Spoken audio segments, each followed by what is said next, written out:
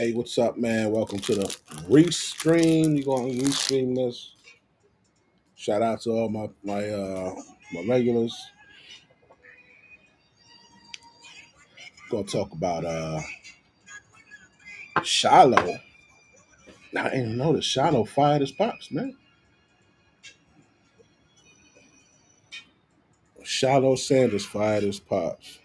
Now that's the way they're presenting it. I don't know. It might not be that. Like might not have went down like that.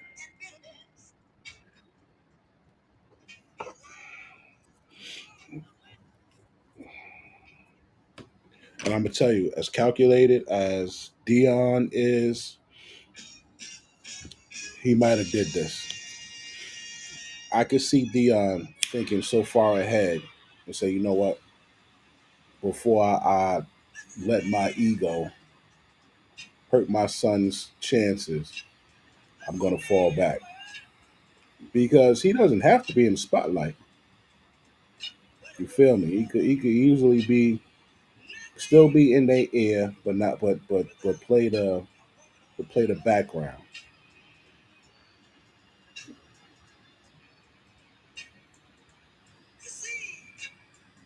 But those men are too tight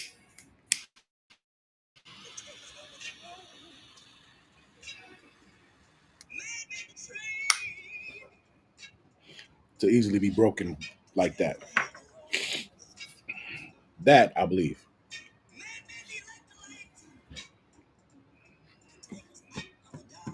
So let's get into it. Let's get into it. What are we doing here?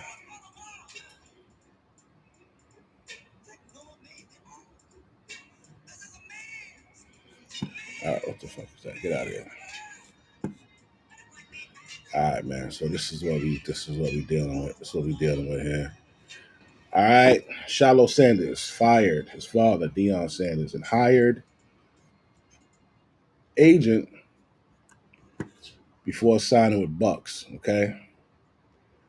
Let's see. With the guys that already the plan going into the weekend to select two quarterbacks, but as we talk about, we do believe in best player available. We do believe in positional value, and we didn't necessarily expect him to be available in the fifth round, and so we love adding competition to every position room and adding All him. right, right there, he's talking about what's his name, Shador. All right, Shador Shiloh seemingly learned the valuable lessons from his brother Shador's NFL draft slide. Maybe his father, Pro Footballer Hall of Fame Deion Sanders, was not the best agent. All right. While hosting a Twitch live stream on Saturday during the draft, Shiloh Sanders told viewers that starting the draft process with his dad, uh, after starting the draft process with his dad representing him, he had signed with an agent. So, dad was our agent, Sanders said, referring to his brother Shador and himself. But that hasn't been working out too good. So today I had to sign with an agent. The fact that he worded it like this, uh, that wasn't working out too good. So today I had to sign with an agent. That tells me that that was a calculated move. He didn't say, so today I decided to sign with an agent. I thought it would be best to sign with an agent. He didn't say any of those things that would suggest it was his idea. I think, and I could be wrong, but I think that this was a calculated move by Dion after seeing what was going on with with Shador, that they came to an agreement, that they came to the decision. You know what? Just go sign with an agent. I'm not going to be that far behind. I'm still going to be here. I'm still, you know, we still locked in. But just so it doesn't hurt you or hurt your chances, because they already violated Shador. So to prevent them from violating you, you go sign with an agent, Shiloh. I think that's what happened because them dudes, they're close, man. But all right, so we're gonna see how Shiloh gets treated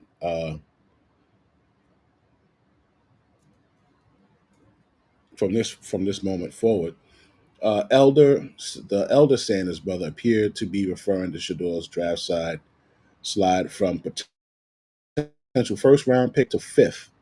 Okay, um, and though Sanders was smiling as he broke the news on a live stream, he wasn't entirely joking. Okay, excuse me. Okay, Sanders had indeed fired his father, hired NFL agent Drew Rosenhaus to represent him. Rosenhaus announced Sanders signing with social media posts on X Saturday evening, welcoming defense back to the Rosenhaus sports representation family. Welcome to the family, Shiloh Sanders. There he is. All right. Let's go take a spin over there real quick, see what I see. Uh, all right. Yeah, he's got a little 30-second thing up there. Okay.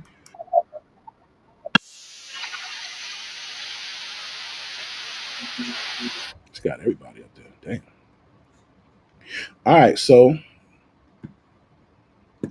Sanders didn't hear his name called during the 2025 draft. He signed a contract with the Tampa Bay Buccaneers as a undrafted free agent shortly after the draft ended.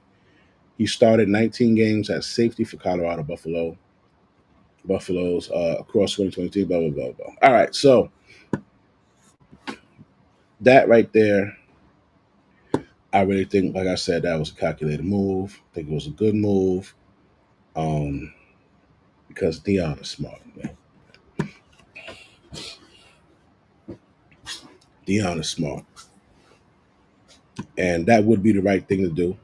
Set your kids up so that they're not, suffering in this shit. And that's what he's doing. Charleston White said something about Shador, and I think he might be right. We're going to get to that in a minute. I want to see the video on this real quick. Sanders seemingly learned a valuable lesson from his brother Shadur's NFL draft slide. Maybe his father, Pro Football Hall of Famer Deion Sanders, was not the best agent. While hosting a Twitch livestream on Saturday during the 2025 NFL Draft, Shiloh Sanders told his viewers that, after starting the draft process with his dad representing him, he had signed with an agent. "Dad was our agent," Sanders said, referring to his brother Shadur and himself. "But that hasn't been working out too good. So today I had to sign with an agent."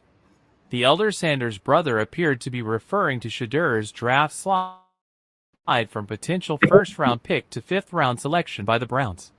And though Sanders was smiling as he broke the news on the live stream, he wasn't entirely joking. Sanders had indeed fired his father and hired NFL agent Drew Rosenhaus to represent. All right, that's actually the same shit we just read. They just put AI to it. All right, so now I want you to hear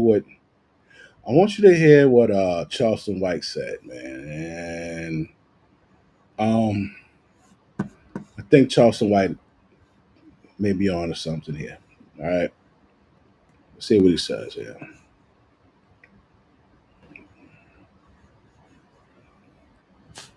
This is from more Zayas. 93,000 subscribers. All right, let's go. Check this out. Go to him no more. What you think about Shador?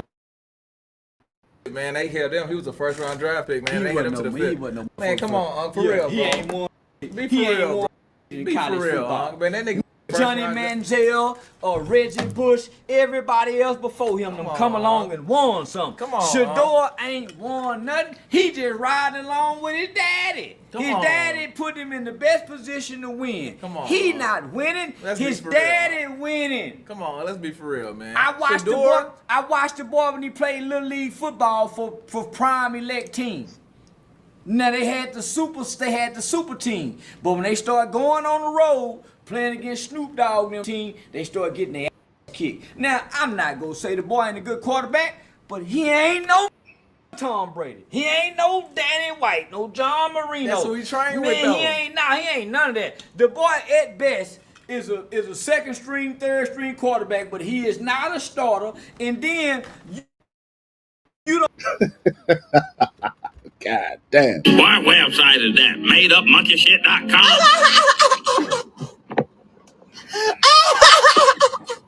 This nigga Charleston White. A lot of people don't like hearing that. The other day we went over the stats.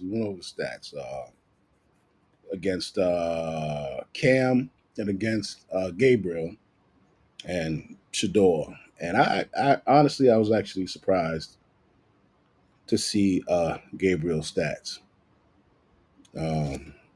Gabriel and Cam matched out better than Shador versus Gabriel or Cam. But it's like, I don't know, man. And I don't think it's Dion. Like Shador can really fucking play, bro. That motherfucker can really play, bro. Like it's not, it's not a hoax. You know what I'm saying? All right, change the mic. Hold on. Mic check.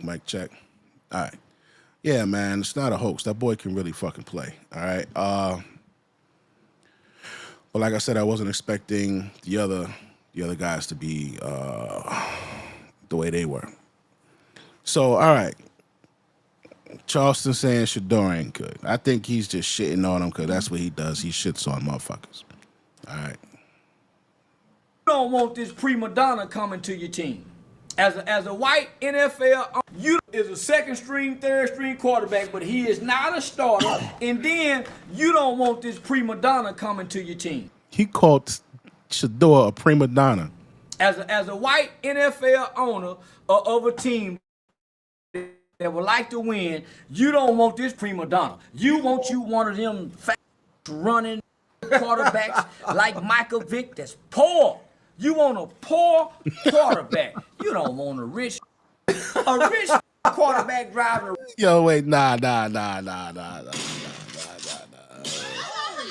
All right, listen.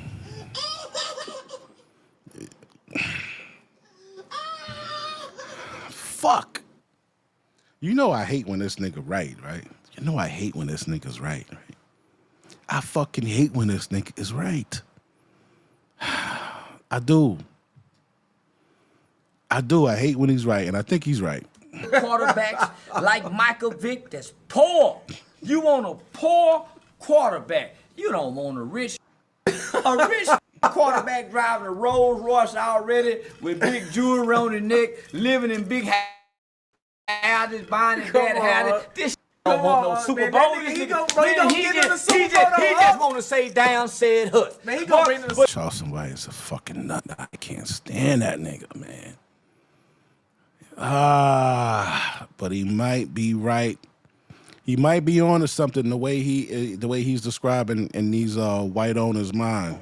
You want a poor quarterback. You don't want a rich quarterback driving a Rolls Royce already with big jewelry on his neck, living in big houses, buying his daddy houses. This don't want no Super Bowl. He just want to say down said hut. Man, he gonna bring in the Super Bowl. But if you go get a Poe nigga, boy, Poe go do everything that white coach said do. That coach tell him, come here, boy, let me talk to you. I told you to run this play. That Poe. Yo, wait a minute. Hold on. I gotta show you this. Where's it at? I know I got it in here. I didn't put it in. Hold on, look at this. The fact that he's saying that. I saw this the other day during the draft, and I'm like, what the fuck is he doing? Why did he do that? Look at this. When they drafted Cam, this white man put his hand on his head like this. Fucking Charleston White might be right, B. Charleston White might be fucking right, man. Oh, this motherfucker. He might be right, man. He might be right.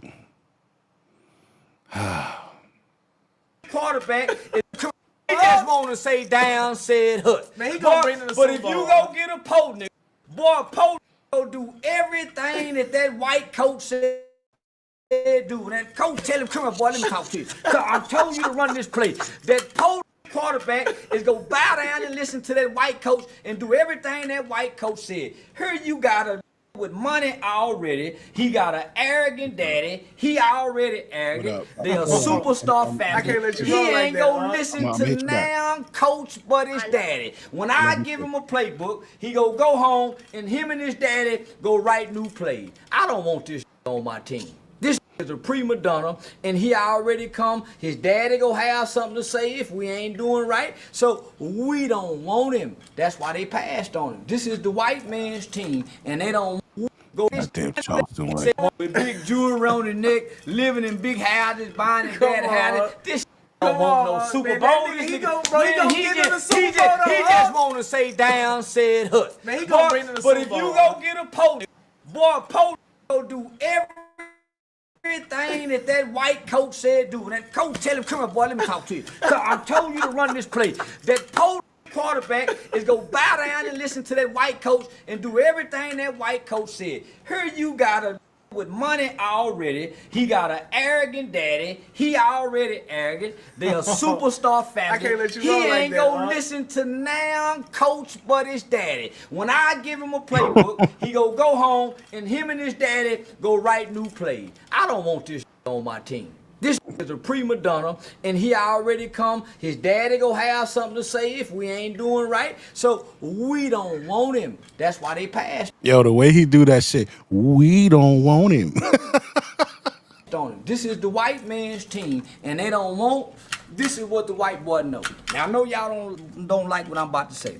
Wow, hello. Most of these NFL owners is well into their 70s, 80s, and 90s. They've been drafting longer than you've been alive. And one thing about a rich NFL owner, he specializes in. This nigga say he specializes in niggas, man. Yo, why is Charleston White such a dick? He know everything about an athletic. He know what he like in middle school. They know everything. They done called everybody and got the report sheet on this. Cause they finna get this a lot of money and they finna bring this into the plantation.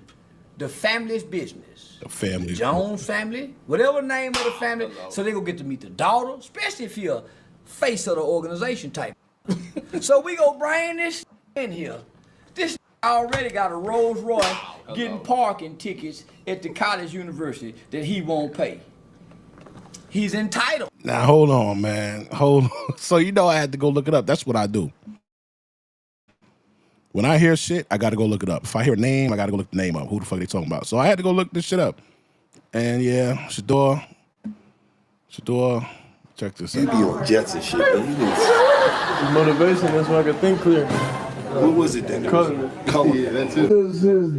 He gets a new car every month. He gets new cars every like 2 months for real. How many cars you got? I started over. Probably got like 5 right now. I ain't gonna lie though. Y'all What do you like? y'all You know, I was by the time watching- you get to the I was NFL, watching there's y'all- nothing to do, man. That's the point. You gotta do it all now. Focus. Ain't nothing to do, man. You gotta do it now. You focus. What does that have to do with focus? What do you mean? But what I'm saying, you know, when people get to the league, they get their money. They like, yeah, oh, I want to get this, buy that. I already got all that, so like now, it's cool, straight. And you sure do. Just since he got paid now. I was Man, about to say, he got paid. He got paid now. He gonna but he got paid, yeah. You be on jet. 54 million. Somebody got 54 million. All right, so I had to go look that shit up. Yeah, it's true. It's just Shador got fucking tickets on the goddamn campus.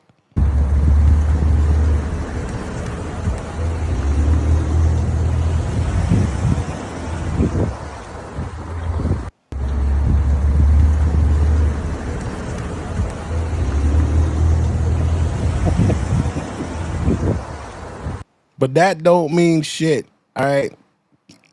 Because just because he's famous, he's rich, it don't mean that he is exempt from being a young kid, a young man. You know what I'm saying? Like, we're not gonna act like he doesn't have the you know, like he still is exonerated from being a kid. You know what I'm saying? Like, all right, parking tickets. Everybody got I still got a fucking parking ticket. I only got one, but I still got I mean, you know, my shit ain't booted or whatever, but okay. But it's only $350. $350. You know the boy got $350. He be playing football. He forgot about the ticket. He come out and the goddamn shit is booted. Probably got it off, right then and there. He went and got it off and shit. So, you know, it's not a big deal, right? But what do you think about what Charleston White is saying? I actually think Charleston White is correct. And what he's saying about their train of thought. I think he's right about their train of thought, man. It's probably what they were thinking. Right? Let's get back to it. And when I saw this, man, I was like, oh, fuck, man, come on, man. When I saw this, I was like, what the fuck is he doing? It was like, when he got called, he was walking past this white dude, whoever this dude is, and he just put his hand on his forehead. You see, he like about to knock his hand off. You know, I mean, it just looked weird, man. It was just weird. All right, well, I want to hear this shit one more time, man. They hit him to the fifth. Man, come on, for real, He bro. ain't won. Be for real, bro. Be for real, man. That nigga. Johnny Manziel or Reggie Bush, everybody else before him come along and won something. Come on, Shador ain't won nothing. He just riding along with his daddy. His daddy put him in the best position to win. Come on. Which he should do if he up there. He not winning. Let's His be for daddy winning. Come on, let's be for real, man. I watched the boy when he played Little League football for prime elect team. Now they had the super team, but when they start going on the road, playing against Snoop Dogg and them team, they start getting their ass kicked. Now I'm not gonna say the boy ain't a good quarterback, but he ain't no Tom Brady. He ain't no Danny White, no John Marino. That's who he trained Man, with, though. he ain't none of that. The boy at best is a second string, third string quarterback, but he is not a starter. And then you don't want this prima donna coming to your team. As a white NFL owner of a team that would like to win, you don't want this prima donna. You want one of them fast running quarterbacks like Michael Vick that's poor. You want a poor quarterback. You don't want a rich quarterback driving a Rolls Royce already with big jewelry on his neck, living in big houses, buying his daddy houses. This don't want no Super Bowl. He just want to say down said hut. Man, he gonna bring them to the But Super if you Bowl. go get a Poe nigga, boy, Poe go do everything that white coach said do. When that coach tell him, come here, boy, let me talk to you. I'm telling you to run this play. That Poe quarterback is go bow down and listen to that white coach and do everything that white coach said. Here you got a with money already. He got an arrogant daddy. He already arrogant. They're a superstar family. I can't let you he roll like ain't that, gonna huh? listen to now coach but his daddy. When I give him a playbook, he go home and him and his daddy go write new plays. I don't want this on my team. This is a prima donna, and he already come. His daddy go have something to say if we ain't doing right. So we don't want him. That's why they passed on him. This is the white man's team, and they don't want. This is what the white boy knows. Now I know y'all don't like what I'm about to say. Wow, hello. Most of these NFL owners is well into their 70s, 80s, and 90s. They've been drafting longer than you've been alive. And one thing about a rich NFL owner, he specializes in. He know everything about an athletic. He know what he like in middle school.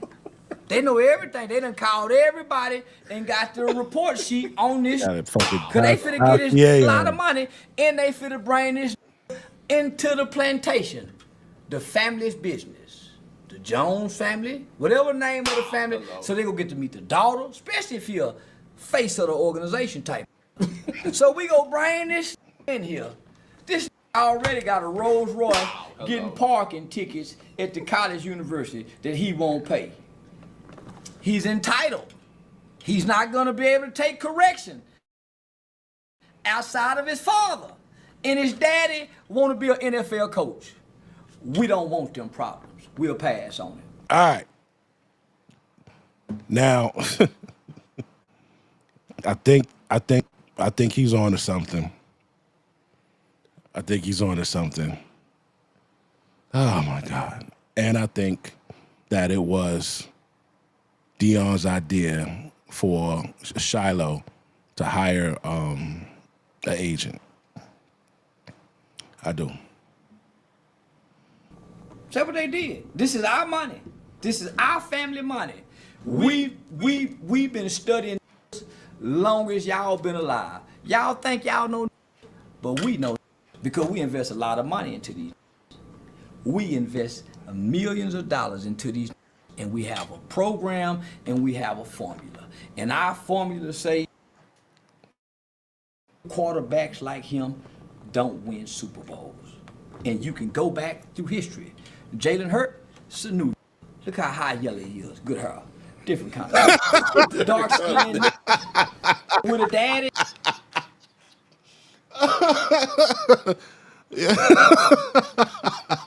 Who the fuck is Jalen? I don't even know who Jalen Hurts is, man. Hold on.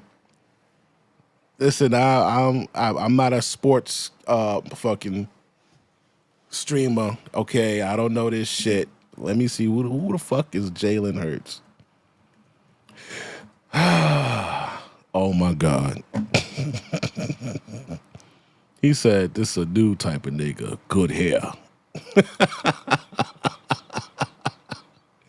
Oh my God. Charleston White is a fucking idiot. He's a fucking idiot, man.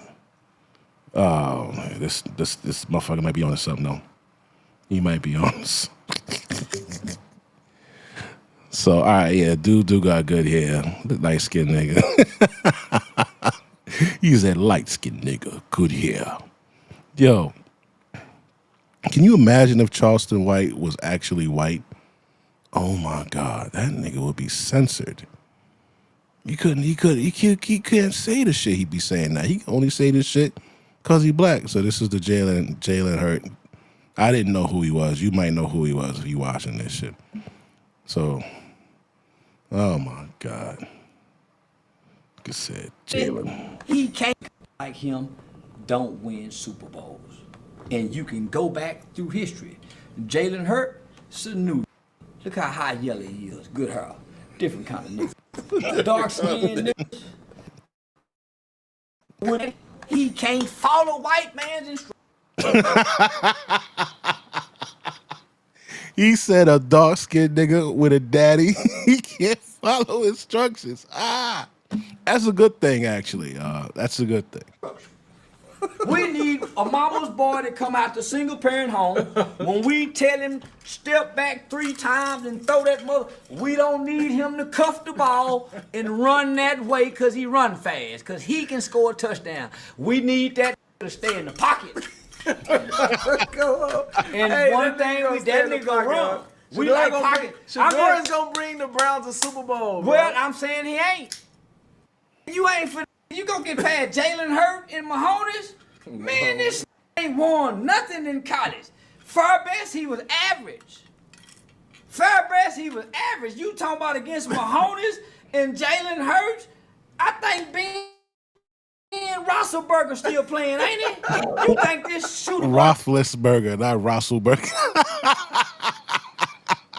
finna come in here and get past Jalen Hurts and Mahomes? Man, this ain't won nothing in college. Fairbanks, he was average. You talking about against Mahomes and Jalen Hurts? I think Ben Roethlisberger still playing, ain't it? You think this shooter boy finna come in here and show out in the NFL? They all thought that. They thought Johnny Manziel was gonna come to the. Me and Johnny ain't do. He another Johnny Manziel. The boy ain't hungry. He ain't. Nigga, he can't run head up with no coming out the projects. This nigga been fed all his life. He ain't had. Yo.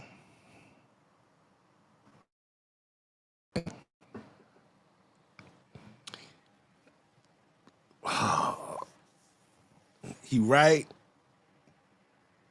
and then he ain't right, because from what we see, Shador has got a crazy work ethic, right? Am I right? Shador's got a crazy work ethic, and he's got talent. They say hard work beats talent every time. Shador, hard work, and he's talented. So we'll see what's up, man. But he is right about, poor niggas, the niggas that's hungry. That translates into a lot of, even when it comes to women. Look, how long was with Trump with Ivanka? You think Trump was knocking that shit down when he was younger? Trump wasn't knocking that shit down like that, because he rich as fuck. Do you think a dude from the trailer park will knock that shit loose? Especially a nigga from the projects. Nigga from the projects? That bitch will fall in love. Because they're poor. It's a different hunger, like you said. It is a different hunger. But Shador is hard work, man. He comes from an excellent stock. Dion, the boy, like, just like Trump said, he has greatness in his fucking genes. Yo, the dude is gonna do great, man. I don't know if if the Browns, they said the Browns is like the worst fucking team right now, and all this other shit. The Browns are pretty much accepting of Shador. I'm gonna show you a clip where they're talking about Shador. It was like almost like a clubhouse think chat, and they were talking about Shador. They were saying positive shit about him. So, that's good. But I mean, he's really shitting on Shador. Man, hold on, we can't do this, man. We can't do this. Hold on, man. Hold the fuck on, Charleston. Hold on, man. We gotta go check some shit out real quick. You talking a lot of shit. You acting like this boy ain't did nothing, man. Come on. Pressure coming. Jewell gets out of dark, complete to Hunter. On the move, showing him his shoe bottoms. Buffalo. Now, I'm telling you, the Browns had a chance of having Shador and Travis Hunter. I would have did whatever it took to get Travis Hunter. See the use of the tablet on the sidelines. One of the changes this year in college football. Shador, Sanders over the middle of the field. Horn on the catch at the other end. The connection and a touchdown. Sanders pulls it out into the end zone. Touchdown, Hunter. Already at 2-1. They just get it off into the end zone. Contact. What a catch! Hunter is just man. Hunter is just, a fucking phenom. He's a phenom, bro. A fucking phenom. I can't wait to see this dude, how this guy grows in Jacksonville, man. All right, but we ain't gonna act like Shador's a fucking slouch, bro. Route to Jimmy Horn makes a big play. Back blitz coming, lets it go, diving catch for the touchdown.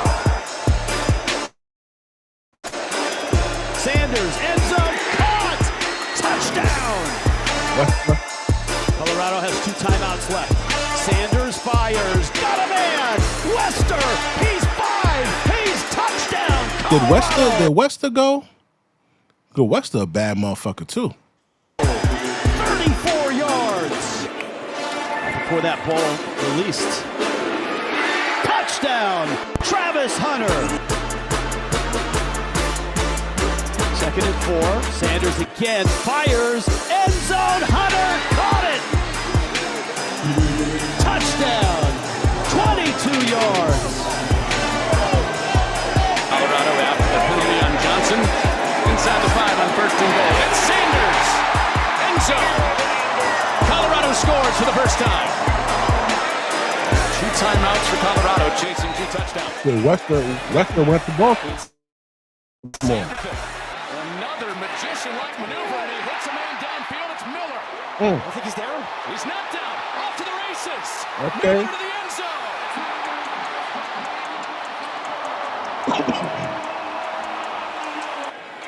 Colorado looking for a game-tying score. Welch.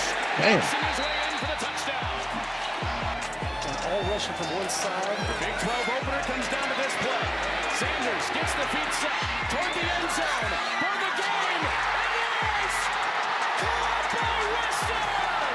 Just like 1994! The 2 tight ends. Keeping it in the run game. Sanders trying to get it a little push. And they get there! Touchdown for Welch. It's down at 10. Sanders throws.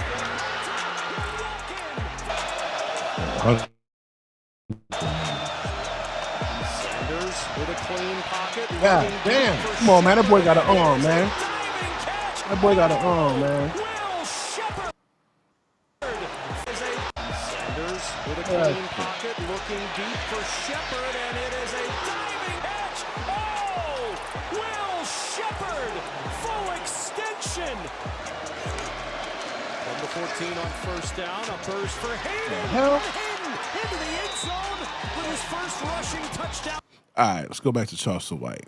All right, we actually needed to see that just to make sure, because I get what Charleston White's saying. Funny as a mark, but No struggle.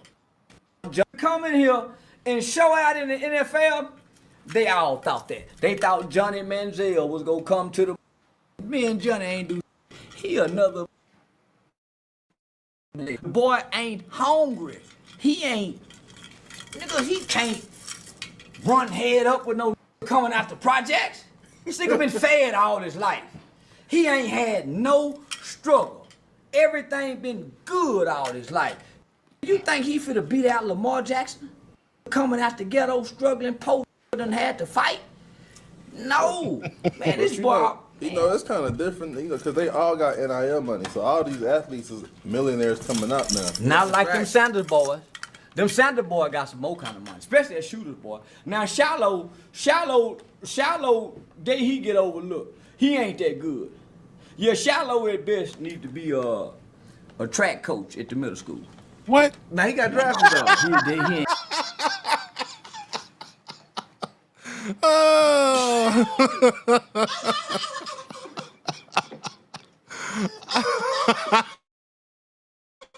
Shit. You ain't shit. Day he get overlooked. He ain't that good. Yeah, Shiloh at best need to be a track coach at the middle school. Now he got drafted though. He ain't gonna do in the NFL. He too small. Man, they got they got them Chad Ochocinco kind of wide receivers that'll run past that boy, bump him and get him home and run on past it. Yeah, man, that boy too small. That little speed he got don't mean nothing to them boy body size. And he can't, man, he might get him an interception or 2. And if they put him on the kickoff return team, he might score him 2 touchdowns throughout the season. But he will not be a standout NFL athlete. Him know his brother. Now their daddy was a bad, and most who had bad daddies can't live up to who their daddy used to be. They just walk in the shadow. Look at Bronny.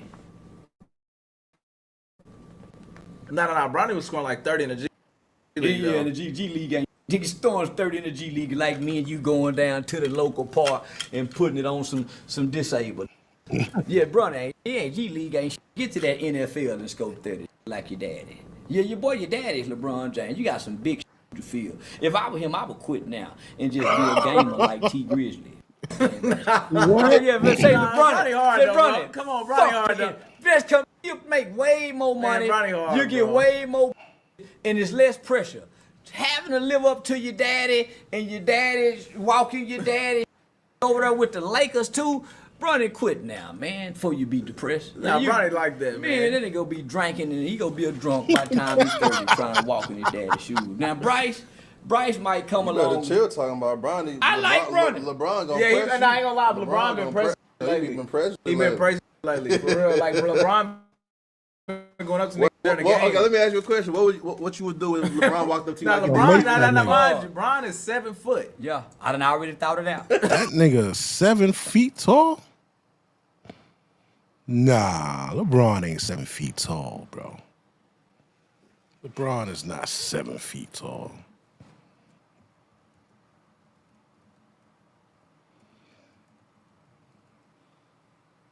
Nigga 6'9", bro. I mean, it's 3 inches or whatever, man. I knew he wasn't fucking 7 feet tall.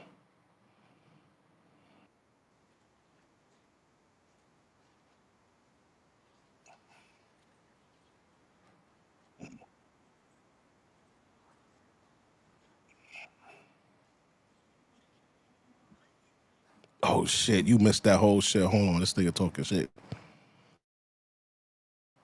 Hold on, he talked some wild shit just now. Now LeBron, mind you, LeBron is 7 foot. Yeah, I done already thought it out. I would try to make LeBron hit me. Your boy ain't gonna be nigga. If you wouldn't have went and got D Wade and Chris Bosh, you wouldn't have been. Yo, my God. Yo, he literally just now said you wouldn't have been shit. He said your boy ain't gonna be shit, nigga. You wouldn't have been shit if it wasn't for D Wade and Bob. Yo, LeBron.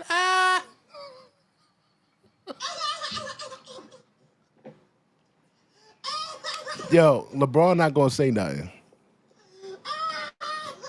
He not gonna say nothing. You know why? Because Kevin Gates pulled up to this motherfucking game, sat in the front row. And everybody made a video about that shit. That shit all on Instagram, Twitter. Yo, what happened, man? You pulled up and Stephen A. Smith. You know what I'm saying? You pulled that shit with Stephen A. Smith. Said this nigga Kevin Gates pulled up sitting in the front row. No security, nothing. He was with his bitch. That nigga ain't said nothing. And he made a diss track. After it. So niggas like, yo, man, why you ain't pull up on Kevin Gates? So now he ain't gonna say nothing to Charleston White about that shit. Hell no. If you wouldn't have went and got D Wade and Chris Bosh, you wouldn't have been. If Kobe would have kept playing, you wouldn't be. Yeah, no. So I would try to get LeBron to hit me so I can sue his. They'll set out of court. But LeBron and him and they gonna set out of court. So now I would try. So that's my game with the celebrity. If they got some money, hit me. I bet you won't hit me. And when they hit me, yeah, I'm going for tort damage. It's called tort and punitive damages. That's why you get 3 times paid whatever the doctor bill is. That's what. What the fuck? Tort and punitive damage.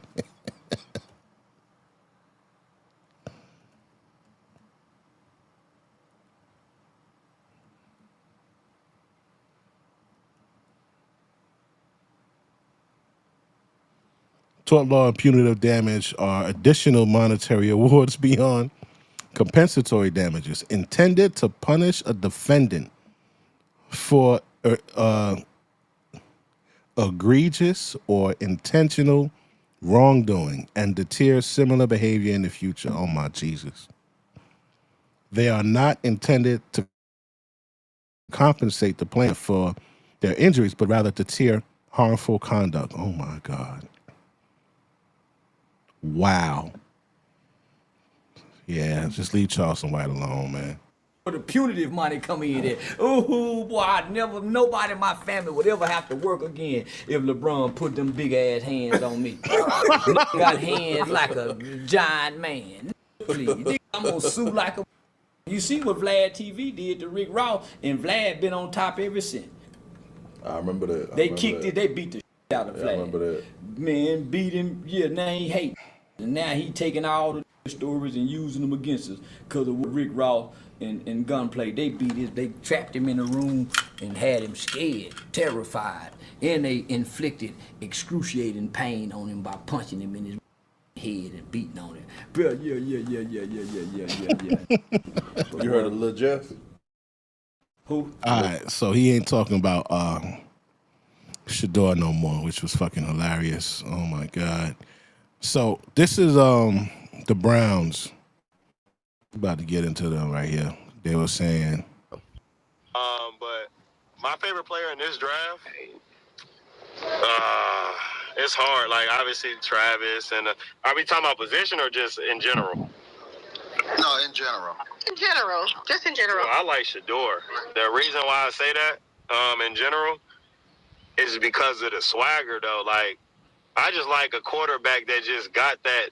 I don't know. Yeah. Like, it's just that it factor, man. Like when you come in a game as a quarterback, if you coming in there with that confidence and swagger and talking your Pop stuff, that shit, Greg. like that's my type of guy. Like honestly, like I think Cam Ward is unbelievable too. But like just straight personality and all that, like I like a dude that's gonna talk, especially at the quarterback position. Like I remember my rookie year, Ben Roethlisberger, same way. Like he talking crazy to me as a rookie. like yo, what's bro on? But I respect that. I respect like that all the way. So my favorite player, just off that straight personality and all the stuff that he didn't had. But absolutely amazing. You guys just heard the starting DB, Greg Newsome, speaking out about Shador Sanders. He also had Denzel Ward, starting DB, all-pro bowler, Denzel Ward, speaking out saying, time to be legendary, let's do it. He tagged Shador Sanders. David Nkoku, the starting tight end, also said, let them all hate fam. You know what you got in you, Shador Sanders. Shador Sanders has all the support that he needs to be successful, along with having God in his life. The way that he handled this whole NFL draft process was absolutely amazing. And it was inspiring for me in general, just to see how he was able to handle sudden adversity, less than 24 hours. That's actually what I said last night, man. I said fucking adversity is like protein to these motherfuckers. They gonna grow from it. Them damn Sanders boys, yeah. They gonna grow from that fucking adversity, man.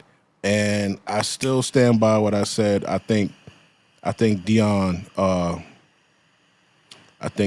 quarterbacked that play to step aside and let somebody else be the agent for Shiloh. Reason being, I think he saw how shit was going with Shador. So I think he was like, "Yo, man, go on and get you this agent right here." All of that had to happen to him, a kid, and he was able to manage to still deal with it and push through and just thank God during the whole entire process. It's absolutely inspiring for me as a human being.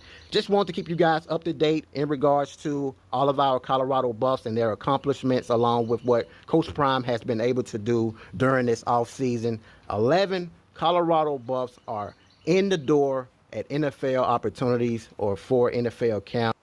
He got 11 motherfuckers in the NFL. Shout out to him. 11. He got 11 motherfuckers in the NFL, dog. That's crazy. That's crazy. That right there. So what's this right here?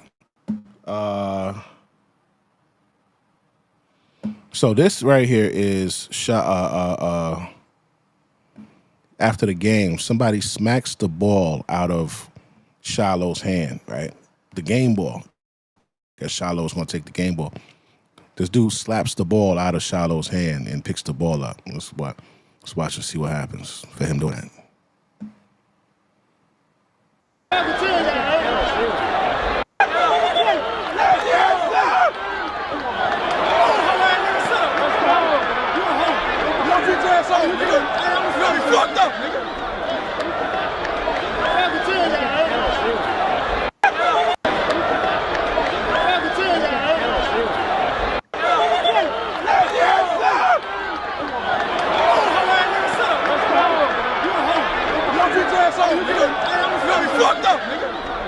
Now, why is he standing there looking around like what? What'd I do? No, fuck you. You just slapped the ball out of this dude's hand. All right, Shiloh was unbothered, but Shador and Dion were not having it. Grown had to save Bucky. Bucky really the gangster in the family. He looked around like, oh shit, I'm all alone. Don't you dare mess with my little brothers. Bucky don't play about his family. Dude was wrong touching that ball. He fucked around and found out. Smacking the ball out of his hand is crazy. That is true. That, like, what the fuck do you think? If you're gonna smack it out of his hand, just ask the motherfucker for it. Like, how you gonna smack the ball out of Shiloh's hand with disrespect and then play victim when you get confronted? Exactly. Bucky was ready. Don't mess with his little brothers. The Sanders gang, along with Travis Hunter, brought a whole new energy to Colorado. Big bro wasn't playing no games. Yeah, man, you don't do that shit, man. You learn. Now, we got these guys here. These gentlemen here. These gentlemen here that we're about to look at, they're talking about what happened.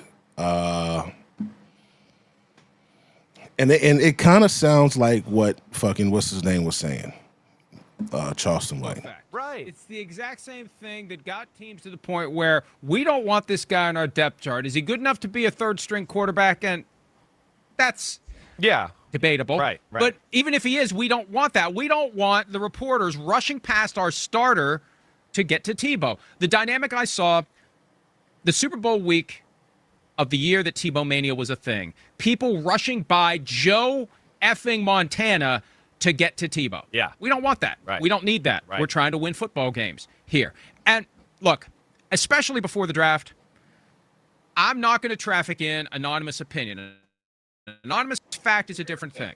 We talked last week about the whole NFL media deciding to just basically act like a social media site and say, hey, you want to put something up anonymously, no matter how vile or poisonous it is? Remember the quote? Here it is. He's so entitled. Worst formal interview of my life. He takes unnecessary sacks, never plays on time, horrible body language, blames teammates. Biggest thing is he's not that good. You can't, I believe, and I don't care. They can try to explain it till they're blue in the face. We should not do that. We should not allow that. We should not traffic in that, especially before the draft. Now, after the draft, once the dust settles, if there's specific things that came up that may have contributed to help explain why it happened, and that's the danger here. Before the draft, a lot of the stuff that makes its way to the media, and I'll hear people say all the time, well, you're not going to change the mind of any general manager. You're not going to change the mind of any coach. No, but you know who you're going to affect? You're going to affect the owner. And that one dynamic gets so overlooked in this. Yeah. You're going to freak out owners, and they're going to start asking questions, and it's going to scare guys away. So my point is this. Yeah, I hear you. Peter King called, and I trust Peter King completely. He's still plugged in. He called right before the show. Hey, listen, this guy blew his whiteboard interviews. And I've heard from multiple teams. No, that's a fact, man. That's a fact. He didn't care. Right. He didn't take it seriously. He totally disrespected the process. If there's one thing he has fault in, it's that. And that's the first litmus test of the NFL. So they're saying that Shador disrespected the first test of being in the NFL. The reason why it's dark is because I don't know how they I hope they don't want to copyright it. I can make it a little brighter. I changed the speed, so we should hopefully we're good. Hopefully we're good. You know that. Wait, is he going to work? Is he going to be ready? Is he going to be prepared? Here's something he can affect. That's just like it's on him, right? It's not like did our right tackle block somebody? Did somebody miss a read or not read the coverage right? These are the things you can control. And yes, that's not where he disrespected the process. And that's where. How? Like seriously, what did he do? a lot of the NFL was very turned off by Shedeur Sanders and the things you're talking about. Go ahead, Mike. Keep talking what you're saying. Well, the one story that came up over the weekend, too, Yeah. to tie it to a specific team, Todd McShay had reported on Thursday, and Todd McShay was, he was the Robin one of the to main Mel guys. Kiper's Batman for years, to the right. point where he was almost Batman 2. He's with the Ringer now. He specifically said it happened with the Giants. And we saw the clip last year on the Hard Knocks offseason when we weren't otherwise fascinated by the Saquon Barkley drama. You got Brian Daboll sitting in the room, and the quarterbacks come in on the whiteboard, and he gives it to him a little bit. Let's stir it up a little bit. Exactly. Well, Shedeur didn't like that, apparently, right. when it happened with him and Daboll. And Daboll was asked about it on Friday night after they made their third-round pick. And, he didn't deny it. He danced around it. Oh, let's go ahead and listen to this play now, since we're completely out of order. Well, wait, one second, too. Silly for them to think that we would actually follow any real order today, but go ahead. Well, within that, too, right? I mean, the league, and this is where I know you're right about the anonymous opinions and all that, right? But also, too, the league was kind of trying to tell people that this, not that it was 5th round, but it's not top 3, it's not top 10, it might not be 1st round. The league was kind of trying to tell people in the media that a little bit. But the media, maybe some people didn't come out with it the right way or whatever else, and just people didn't want to believe it. And that's why I do think some insiders leading up to the draft are starting to hear, like, wait, I talked to Team X, and Shedeur Sanders wasn't one of their 3 favorite quarterbacks on the board. Okay, I talked to Team Y. Wait, he's not one of their 3 favorite on this team either. So they started to dig, and that's where you started to hear stuff like that. Like teams started to go a little bit like, meetings weren't very good. We weren't very impressed with Pro Day. All of that, but like, oh fuck. This is what we already heard. This is what we heard that they didn't like. It was just some more in depth. We're trying to see if we can actually find something that happened. That's what I'm looking for.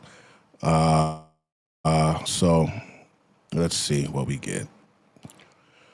Colin Cowherd has a message for Shedeur Sanders. Being humble might get you drafted. Let's see. It's never a bad message to tell your kids, be humble. Don't gas your kids up too much. He is a 500 quarterback who couldn't get drafted in the 1st round. Bro, you wore New York Giant cleats. I know in society, everybody loves the TikTok watch thing. You know who doesn't apparently love it? NFL executives. You're drafting employees. Can we just go back in society where hard work matters and humility's not uncool? Is humility the worst thing? You gotta put legendary everywhere. How about you play a game? One!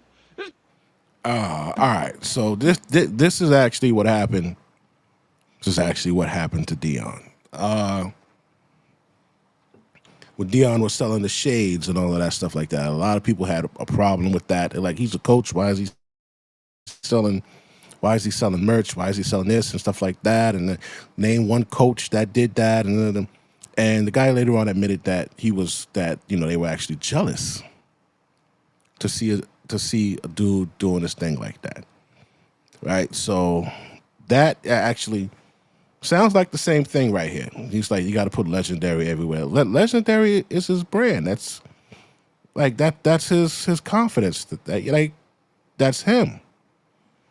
So I mean, is humility the worst thing? You got to put legendary everywhere. How about you play a game? One. Just give me one game, and then you can put legendary all over your house. I don't care.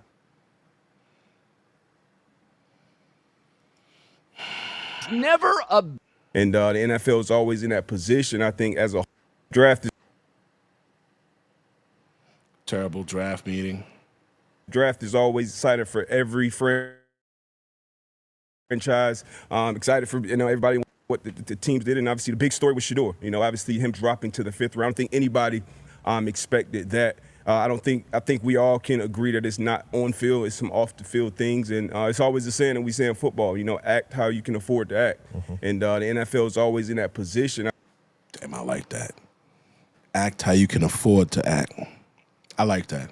I think as a whole, when they can show you who has the power, who has the control, they do. And it's another moment for him to figure it out. I loved what I saw from the family, specifically Shiloh, his big brother.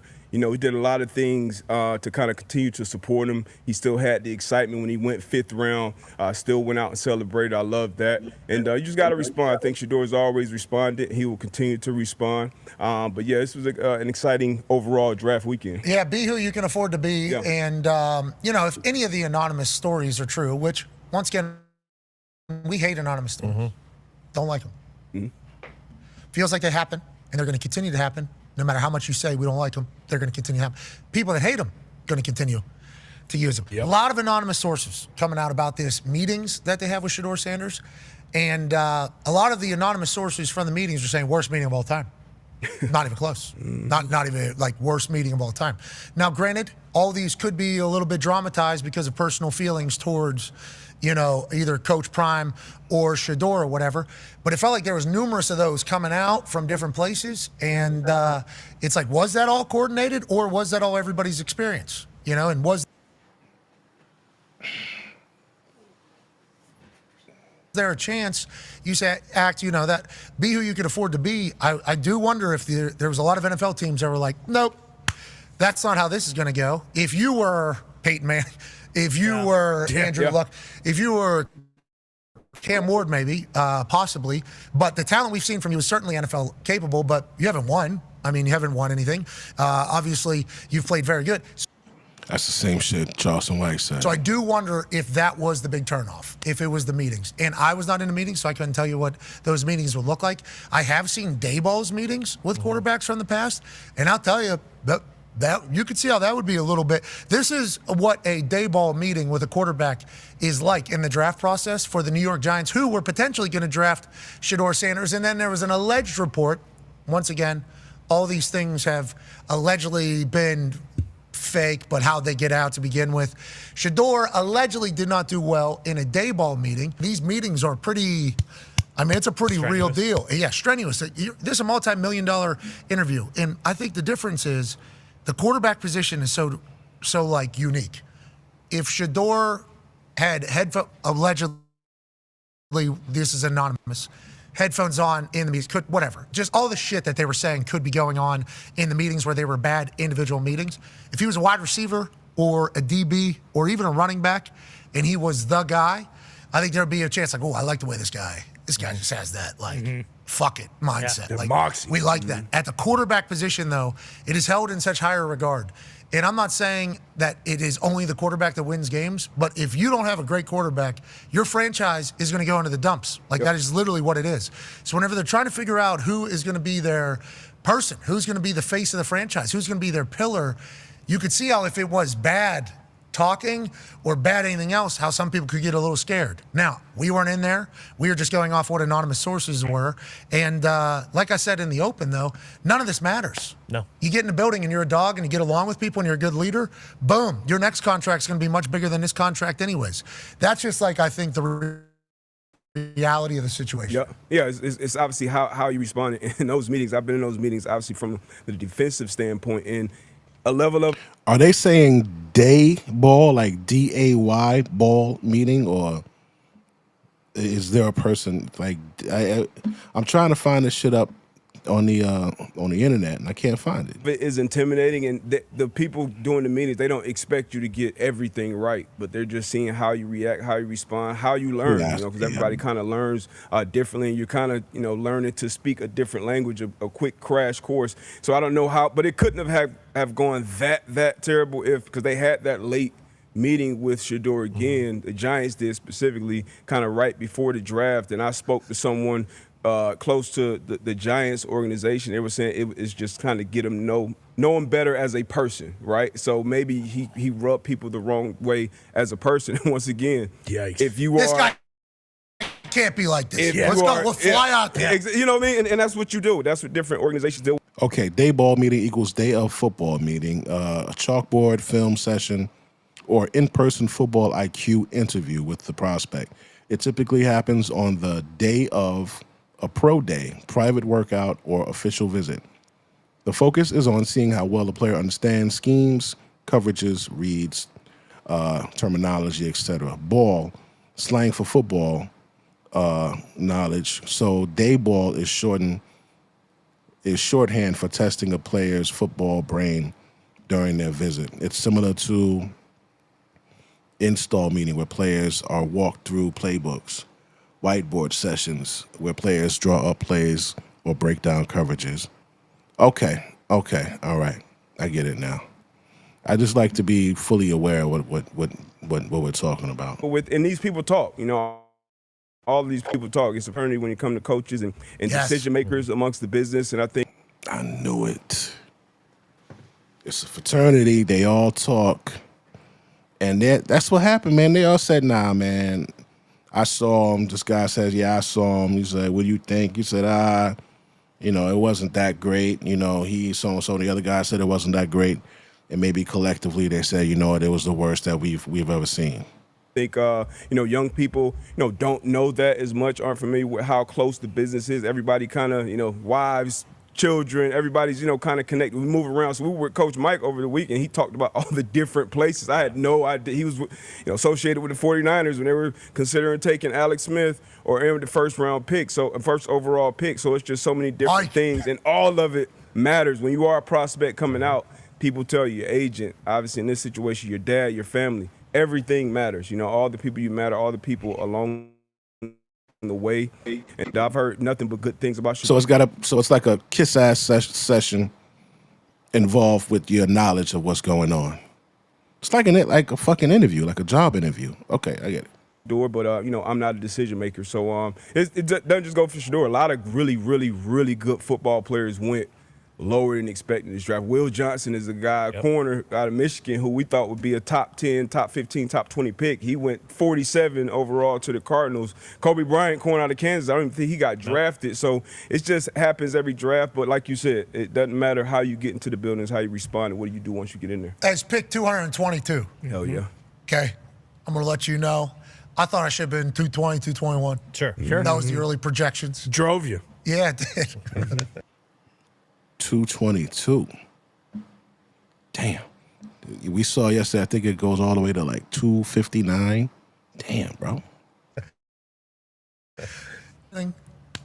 It does not matter, Yeah. legitimately. Like there was some linebacker that got drafted, I think, in the 6th round, and they were talking about what he can do on defense. I'm like, he ain't playing defense, brother. Yep. You need to talk about whether or not this guy can play special teams. And if he can play special teams, he's going to make the team. And if he can't play special teams, he's not going to make the team. Yep. It's as easy as that whenever you're looking at it, and anybody can buy in. Shador, he's not going to be the starter, right? Well, maybe. I mean, Russell Wilson was drafted 3rd round. Yep.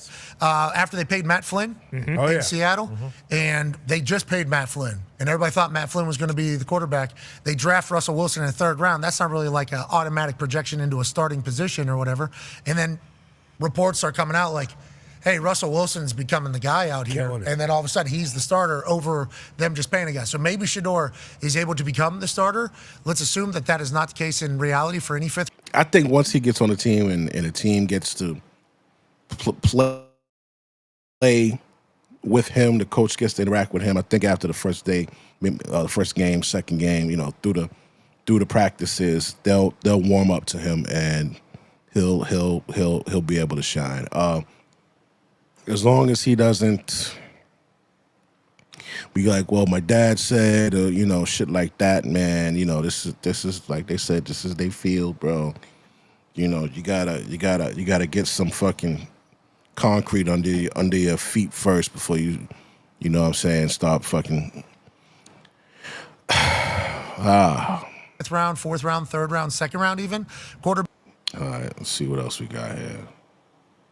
I want to thank the Cleveland Browns and the GM Andrew Berry for drafting me and giving me an opportunity to fulfill my dreams of playing in the NFL.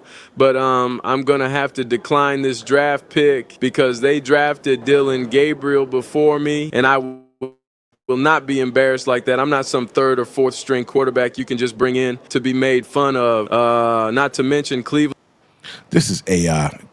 Because I was about to say, what? This is AI, man. This is fucking AI. This is AI. Let me just double check. I gotta double check. But I'm positive this is AI because of the way the speech is going. Oh,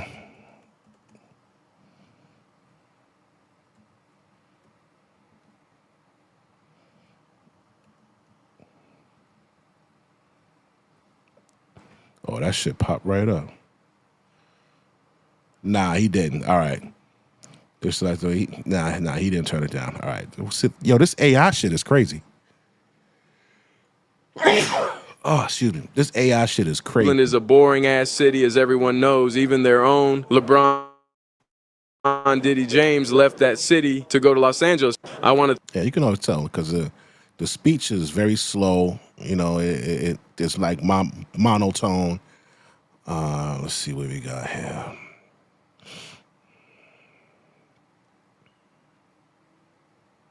When Shedeur Sanders signed off on his college career, he believed he would either be the top or among the... Damn, they was tight about that legendary shit.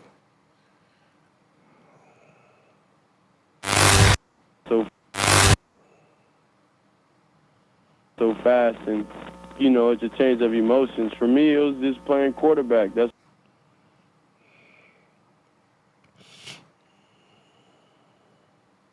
So Danny, will teams regret on passing on Shedeur? I don't know. All of them? Well, teams. Everybody. Everybody got a chance to pass. Quite literally every team passed on him. Listen, I don't celebrate this for the kid, and hopefully it ends up working out for him. It certainly can. We have plenty of success stories of guys who fell in the draft, non-first-round picks, who've gone on to have great careers. What I would say is Shedeur Sanders is a pretty good example of the flaws of NFL draft analysis. We have consensus big boards. We have mock drafters. I did a mock draft. There are hundreds and hundreds and hundreds of people that did mock drafts of varying degrees of expertise and sources and connections and all of that. And if you've got a guy ranked 15th and your team drafts him 10th, fans say, we got a steal. And if you have a guy ranked 15th and he falls to 20, oh, I don't know.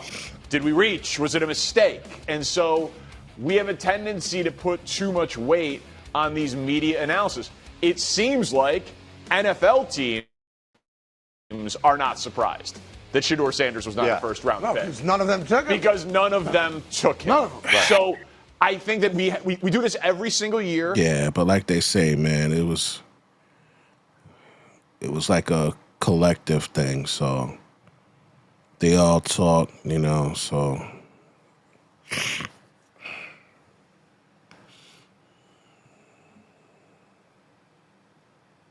I'm telling you, that guy. I'm telling you, that guy.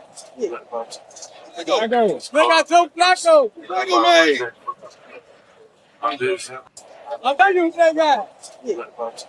I go. Look at Joe Flacco. Look at me. I'm telling you, that guy. I go. Look at Joe Flacco. Look at me. Cleveland, are you ready? Cleveland, are you ready for some Cleveland, are you ready for some electrifying news that could change our trajectory? The Browns have made a splash in the draft, selecting a quarterback that many thought would be long gone by now. This could be the spark we've been waiting.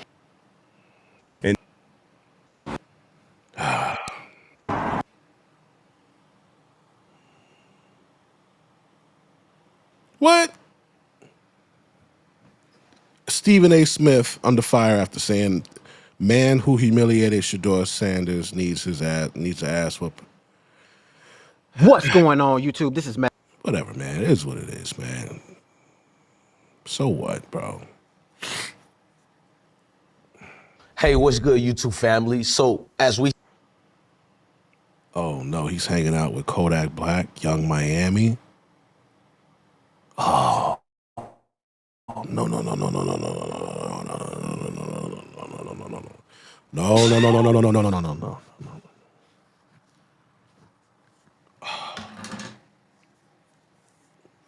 What? What?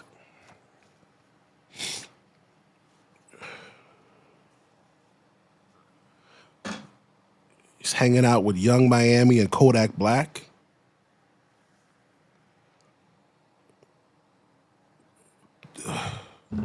Didn't they say this bitch was trafficking fucking pink cocaine? Or hey, what's good? Pink horse, whatever the fucking the Tusi for Diddy. It's like no, Shedeur, what the fuck? Hey, what's good, YouTube? Hey, what's good, YouTube family? So as we see, Shedeur Sanders didn't feel like woe is me. He didn't give the naysayers a chance to see him break down and cry after the draft situation, or the setup, we call it, with collusions. And Young Miami, Kodak Black, you had Lil Shimmy, and a whole lot of others who came to support Shador. I'm about to show you all that. We're about to break it down on this YouTube, man. So Shador came out, bags full of money to establish who. Come on, dog. Come on, dog. This is not what you do. Dion.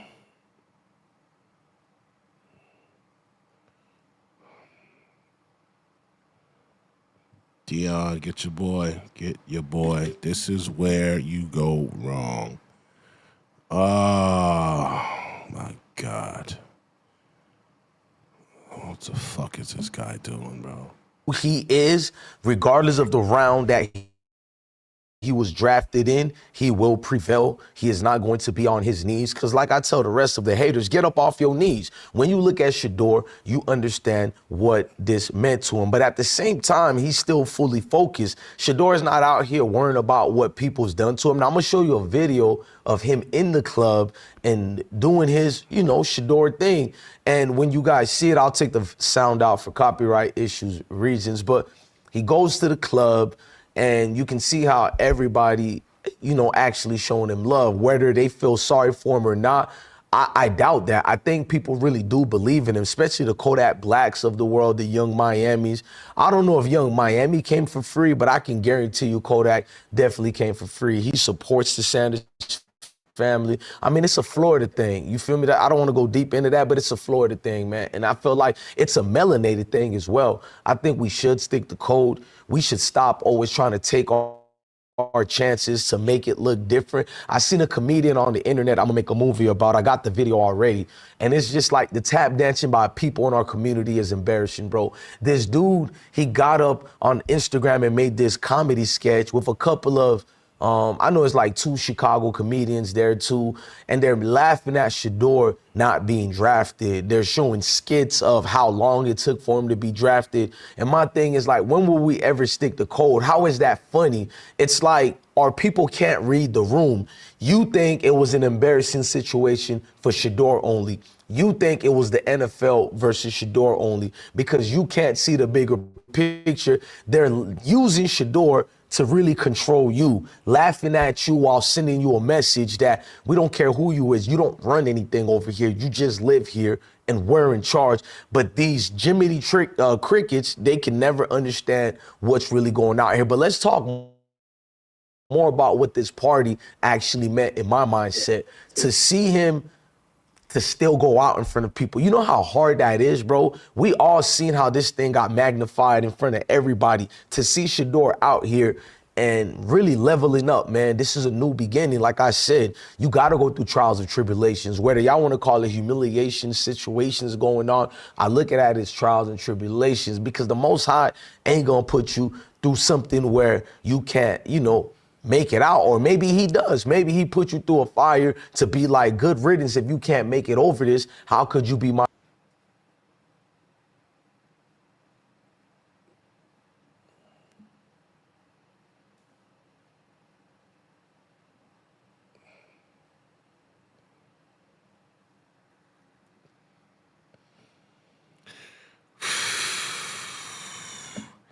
I don't like this. I don't like him hanging out with these fucking people, man. This is not who. This is just rolling dice until something fucked up happens, bro.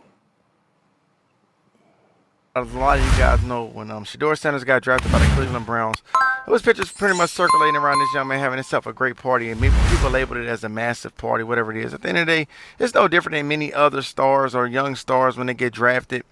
They have a little party, they have a little celebration, things of that sort. But people, of course, try to make it a big deal when it's pertaining Shador Sanders, but Deion Sanders Jr., as he always do, ride for his little brother. And he went more into detail as pertaining that party that was star-studded, things of that sort.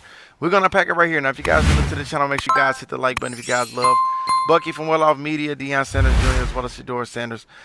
Subscribe right now, turn that post notification bell on, so we going to jump into it. Now, one thing about those brothers, they definitely roll for Shador. You guys can see Shiloh was pretty much shoulder to shoulder with him the entire time, while Bucky was pretty much the king.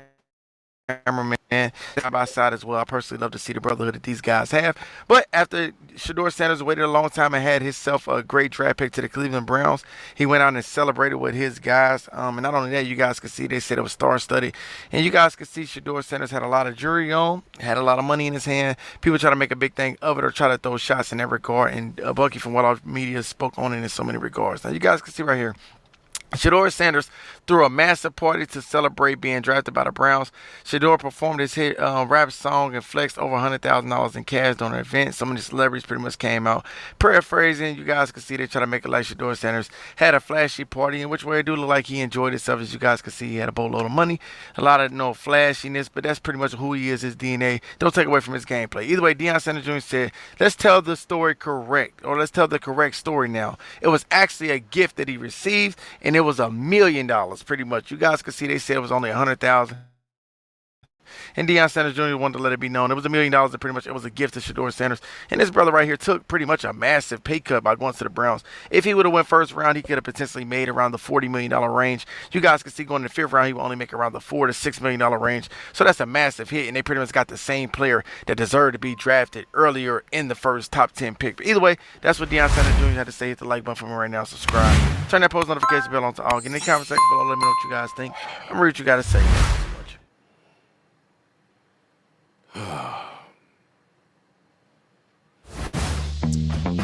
Well, everyone has an opinion about how this went down, but how do you explain Shador falling into the fifth round of the draft? It's really hard to explain.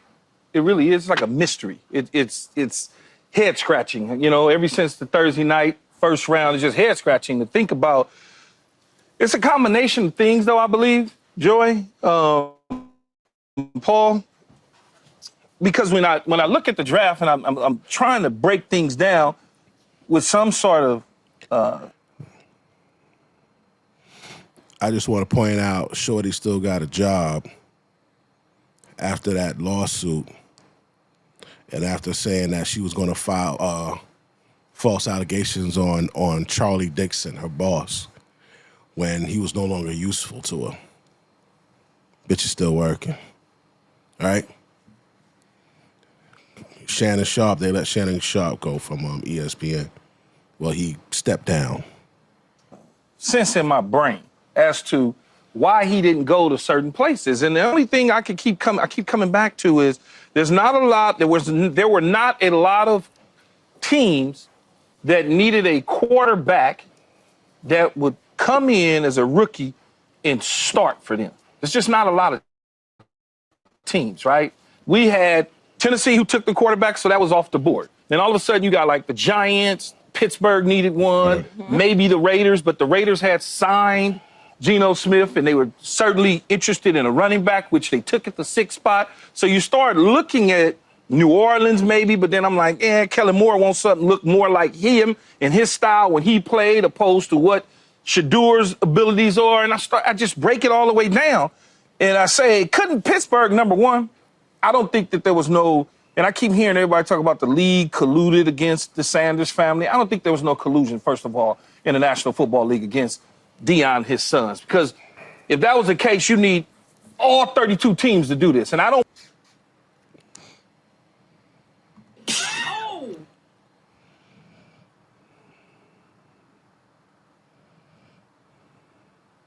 Is this guy like I know I'm new at this. I'm new at this, right? I just started yesterday. It's my first day on the job, I know. But didn't 31 teams pass him by? Didn't the guy say that they all talk and there's they all talk amongst each other and it's like a something he said.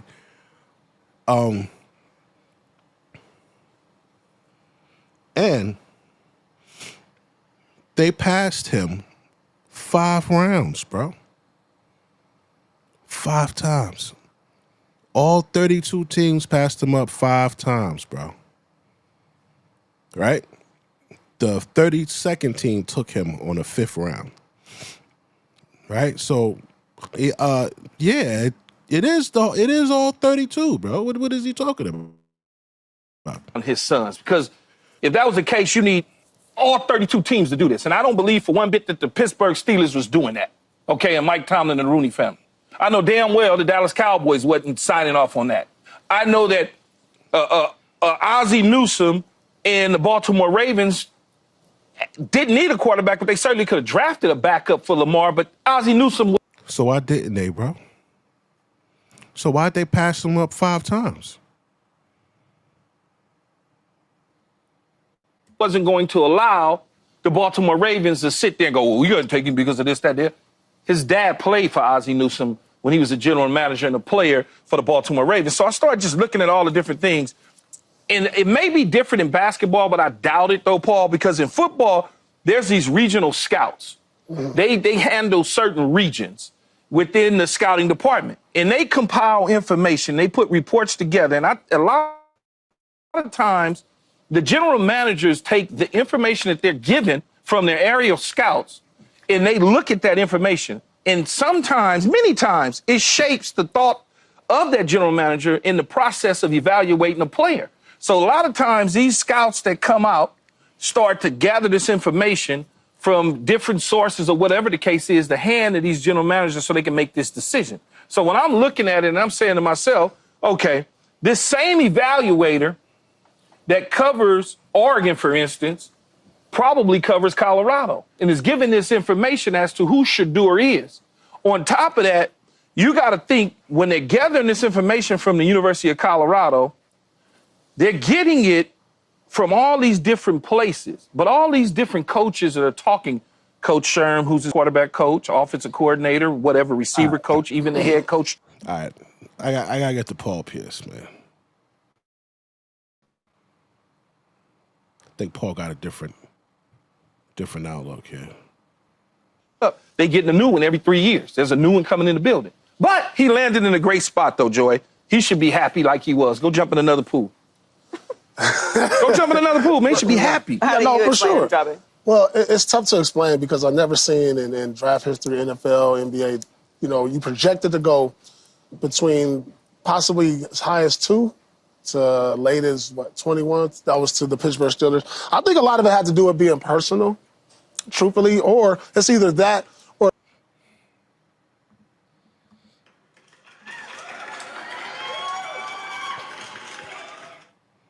Come on, bro. Yeah, what is this guy? The gap between him and the other quarterbacks ticking before him was not as wide as people thought. And so in saying that, if he didn't go into these meetings well with the right attitude, all that counts, Keith. That all count how they perceive you. It does. But I sent you that video of the dude that got drafted in New Orleans. Yeah. Did you see that?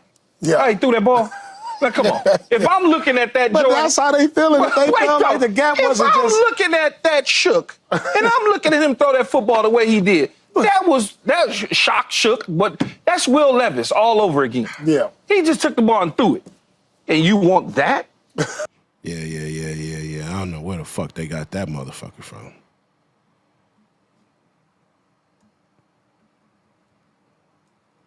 That shit was crazy.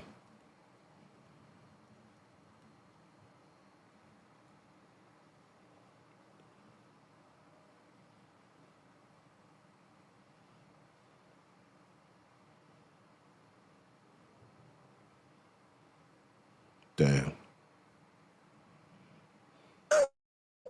But I'm saying, like, if it's close. Is humble, Keyshawn. When it's close, but if they feel like if it's close, and you go into these meetings and not meeting well, they don't take the later half. You know how I go. I don't think he played the game like he needed to play the game. I don't care about meetings. Yeah, what I care about is what I put in, and I click, and I see him delivering the football. Right. I don't care about any of the other stuff. I understand that, but like if you're not just a outerly worldly talent, you know what I'm saying? I can't miss. Like coming in like this is the best guy we've seen since sliced bread. If it ain't that, I'll try again next year. We not really, character thing, and I'm not saying anything he had a bad character or any of that, but a lot of little things when you're about to invest millions of dollars into a child and somebody who's going to represent your organization, you you do your due diligence, obviously. But if it's a can't miss talent, then you're like, well, I can look somewhere else. I mean, it happens. It does. I don't know. I'm going to sound like I'm going in a million different directions right now because I'm trying to contextualize how I feel. I'm not a big conspiracy theorist. I agree with you. I don't think it's possible to get 32 teams and 32 owners who would like to win to be a part of a conspiracy to make sure that he falls in the draft. What I do think, though, is this. With all due respect, I don't care about quarterback evaluators. You don't know what you're talking about. They literally don't know. You have no idea what you're talking about. They literally do not know. You're guessing, and sometimes you're right, and most of the time you're super wrong. Super wrong. They do not know how to evaluate the quarterback position. I say that with an immense amount of respect. But you're not wrong. But you don't know what you're talking about. There is an insurmountable amount of evidence that you are completely clueless when it comes to evaluating quarterbacks. There are so many factors that go into whether a quarterback is successful or not. And talent is really the last thing, because they're all somewhat talented. It's what organization you go to. It's the coaching. It's the development coaching that you have. It's health. It's the offensive line. It's the offensive line coach. It's the offensive coordinator. It's the defensive coordinator. It's whether you've played in that weather before. It's who your veterans are. The list goes on and on and on and on and on. It's the system that you're in. It's the skill positions that you have. It's if you have a running game. It's if the defense can stop the run so that you're not on the field all the time. The list goes on and on. So with all due respect, no one on this planet knows how to evaluate quarterbacks. Where is my camera? No one. You're all full of it. Please give me this job because it literally is just a guess. So this whole idea that everyone's like, wow, he was going to be overdrafted. Was Brock Purdy overdrafted? Was he underdrafted? He was the last pick in the NFL draft. He was Mr. Irrelevant. He's played in the NFC Championship game in the Super Bowl. I don't care what any of you have to say about quarterbacks. Twice NFC Championship You don't know game. anything about evaluating quarterbacks. This whole thing is nonsense. Let's just look at the quarterbacks that have played, right? Number one overall picks that have played in the Super Bowl in the last 10 years. Twice in the last 10 years, there's been number one overall picks who've played against each other. Matthew Stafford and Joe Burrow, and Peyton Manning and Cam Newton. That's 2015. Peyton Manning. Peyton, who's been doing television and producing movies for how many years now? Stop talking to me about these high picks and what you know about it. You don't know anything. It's all a complete crapshoot. So I don't think it's a conspiracy. I can't get that far. But please, oh, he didn't interview well. He's not humble. I have got some news for you guys, and this is going to sound dramatic, but these kids don't care about what you're talking about anymore. They're NIL. They're coming into these leagues with millions of dollars, with sponsorship, with followings, with shows, with podcasts. Maybe, just maybe, these young people want to feel like they're going somewhere where their future is in the hands of someone competent. God forbid there be some accountability with these organizations. What are we talking about? Yeah. He was projected to go anywhere from 2 to 21, and he fell to the 5th round. Listen, God, best of luck to everyone. That's all I'm saying. Okay, this is what they were talking about. This guy right here. What a fucking this shit is fucking crazy right here.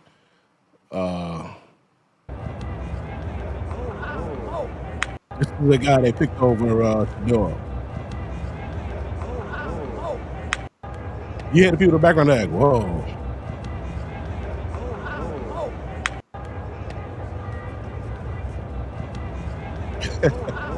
Now there's another video.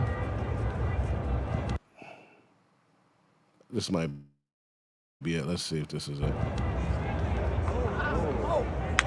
Now there's another one where he just like literally just tossed the ball. And it was really bad.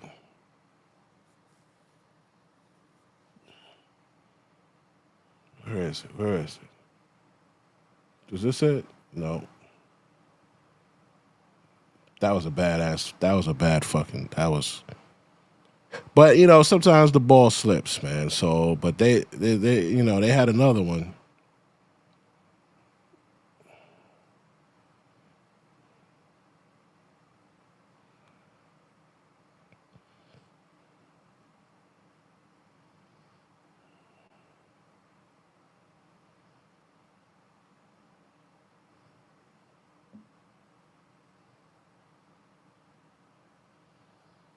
And what's this guy's fucking name?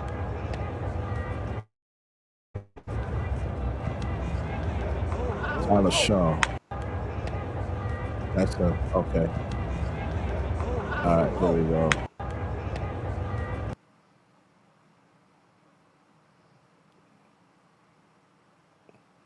I mean, this guy he just literally just tossed the ball.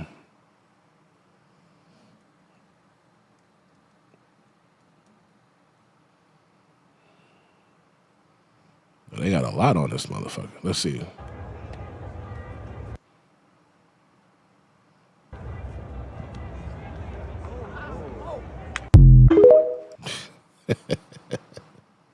Carter Davis, a red shirt. Time again for Shuck.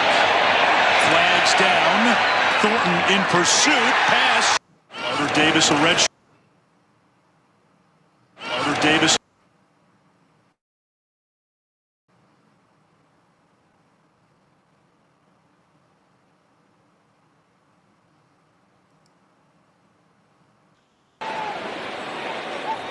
Thompson in motion. Play action. Shuck under pressure. Throws it off his back foot. In the end zone. Touchdown. Yeah, so it was a bad oh hold on, I got a comment. It was a bad, what you call it? Anthony Knuckles. Anthony Knuckles, what up, Knuckles? Baby, welcome to the party. Take some of that. Get me lit. Gun on mine. What the heck? Yeah, man. That shit was crazy. Because if this goes sideways and he actually ends up being good, y'all gonna have some real explaining to do. But I don't know, and guess what? You don't know either, because if I go down this list and I look at the guys who've been drafted #1 overall, where's my list? Hold on. Let's just look at the quarterbacks that have been drafted #1 over the past 10 years. Cam Ward, obviously, we have no idea what he's going to be. Caleb Williams, we don't know what Caleb's going to do. Bryce Young. Bryce Young, do we know what Bryce? Trevor Lawrence, has he won a playoff game yet? No. Keep going. Okay. Joe Burrow, success story. Kyler Murray. Okay. Okay. Baker Mayfield, won some playoff games. Not playing for his original team. He's on his 4th team now, by the way. And Jared Goff. Let's consider that a success story as well. You don't know what you're talking about. They don't know what they're talking about. They make mistakes on the quarterback position all the time. All the time. And I said it before. They draft. All right. So now when they were talking about what was going on with Archie as opposed to Dion. Basically micromanaged Peyton and Eli's early careers. And everybody was like,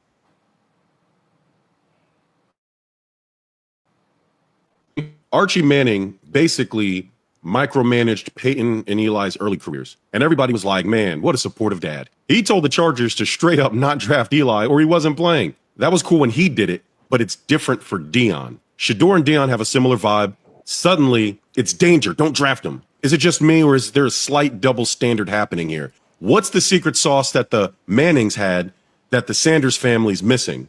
Besides, not being Mannings. Different rules for different dudes, apparently. And you can't tell me that it's ego because Baker Mayfield and Johnny Manziel also had ego, but that didn't stop teams from drafting them in the first round. So I'm curious to what it is exactly other than some form of railroading or punishment for Sanders just simply taking advantage of the gifts and the advantages that he was given.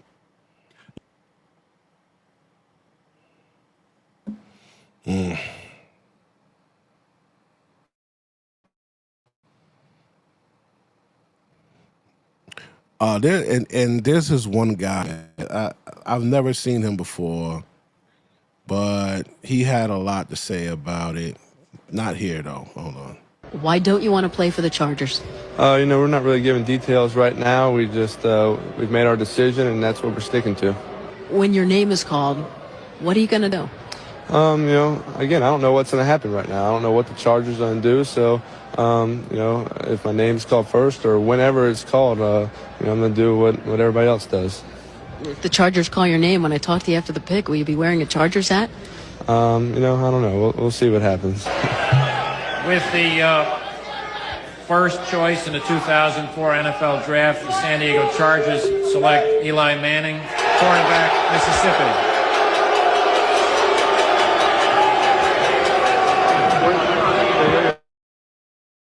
Well, a moment that he's dreamt about, that Peyton has lived, and Archie is the number 2 pick overall in 71, which is close to, is not quite at this moment what he might have thought. However, here's the thing about this, is in speaking with Archie this week. Wait a minute, hold on, Mort. Classy move. He's holding up a Charger jersey. Let's notice that. Visiting with Archie this week, he has expressed this. He hates this for Eli because he knows this is supposed to be the best weekend of his life right now, and he understands that what has come out publicly has spoiled this somewhat for Eli. And now they're trying to do the right thing by the NFL and certainly by Eli as well. And he's doing the right thing. They're like, yo, wear the hat, wear the hat. They're like, Why don't you want to play for the Chargers? We're not really giving details right now. they're like, fuck that guy.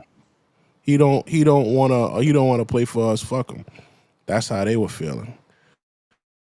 But they were saying that the Pops kind of dictated and quarterbacked their career.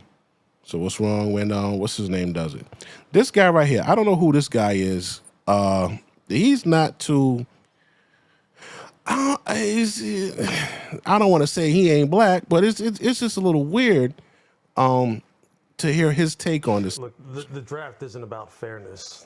That's really not what it's about. And I think the reason why I say that is because I've said numerous different times, this whole process is very subjective, all right? It's very opinionated. There's human beings who are trying to assess players and their fit relative to the NFL and relative to their own, individual franchises. And that's an ongoing year-long process, multi-year long process, because scouts, even though we're primarily concentrating on Shedeur, this year and maybe even last, has spoken.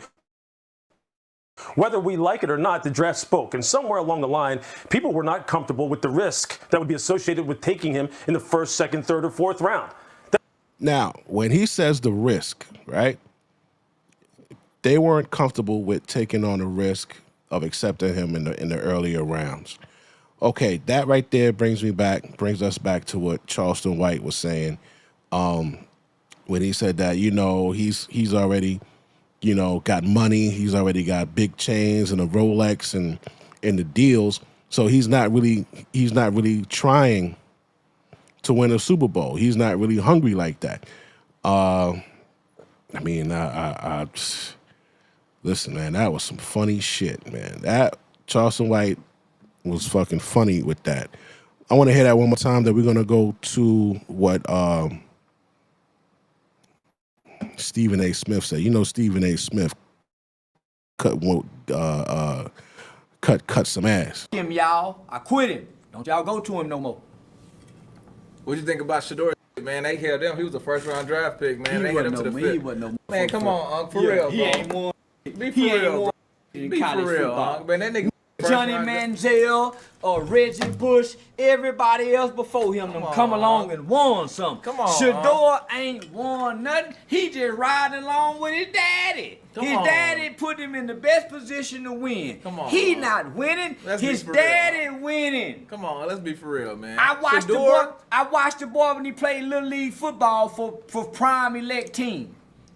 Now they had the super team, but when they start going on the road playing against Snoop Dogg and them team, they start getting their ass kicked. Now I'm not gonna say the boy ain't a good quarterback, but he ain't no Tom Brady. He ain't no Danny White, no John Marino. That's what we trying Man, with he ain't none of that. The boy at best is a second string, third string quarterback, but he is not a starter. And then you don't want this prima donna coming to your team. As a white NFL owner of a team that would like to win, you don't want this prima donna. You want one of them fast running quarterbacks like Michael Vick that's poor. You want a poor quarterback. You don't want a rich quarterback driving a Rolls Royce already with big jewelry on his neck, living in big houses, buying his daddy houses. This don't want no Super Bowl. He just want to say down, said hut. Man, he gonna bring in the Super Bowl. But if you go get a Poe nigga, Poe go do everything that white coach said do. That coach tell him, come here, boy, let me talk to you. I told you to run this play. That Poe quarterback is go bow down and listen to that white coach and do everything that white coach said. Here you got a with money already. He got an arrogant daddy. He already arrogant. They're a superstar family. I can't let you he roll like ain't that, gonna huh? listen to now coach but his daddy. When I give him a playbook, he go home and him and his daddy go write new plays. I don't want this on my team. This is a prima donna, and he already come. His daddy go have something to say if we ain't doing right. So we don't want him. That's why they passed on him. This is the white man's team, and they don't want. This is what the white boy knows. Now I know y'all don't like what I'm about to say. Wow, hello. Most of these NFL owners is well into their 70s, 80s, and 90s. They've been drafting longer than you've been alive. And one thing about a rich NFL owner, he specializes in. He know everything about an athletic. He know what he like in middle school. They know everything. They done called everybody and got the report sheet on this. Cause they finna get this a lot of money and they finna bring this into the plantation, the family's business. The Jones family, whatever name of the family, so they gonna get to meet the daughter, especially if you're face of the organization type. So we gonna bring this in here. This already got a Rolls Royce getting parking tickets at the college university that he won't pay. He's entitled. He's not gonna be able to take correction outside of his father. And his daddy wanna be an NFL coach. We don't want them problems. We'll pass on it. That's what they did. This is our money. This is our family money. We've been studying this long as y'all been alive. Y'all think y'all know, but we know because we invest a lot of money into these. We invest millions of dollars into these, and we have a program and we have a formula. And our formula say quarterbacks like him don't win Super Bowls. And you can go back through history. Jalen Hurts, Sanu. Look how high yellow he is. Good hair. Different kind of nigga. Dark skinned nigga with a daddy. He can't follow white man's instructions. We need a mama's boy to come out the single parent home. When we tell him step back 3 times and throw that mother, we don't need him to cuff the ball and run that way because he run fast, because he can score a touchdown. We need that to stay in the pocket. And Hey, one thing we definitely gonna run. We like pocket. Shador's gonna bring the Browns a Super Bowl. Bro. Well, I'm saying he ain't. You ain't for. You gonna get past Jalen Hurts and Mahomes? Man, this ain't won nothing in college. Far best, he was average. All right. So I had to go look up what the fuck Shador did. All right. Everybody's saying he didn't win anything. He didn't do anything. I'm not, like I said, I'm not a fucking sports analyst. You know, I started yesterday. All right. So I looked up to see what the fuck Shador got going on. So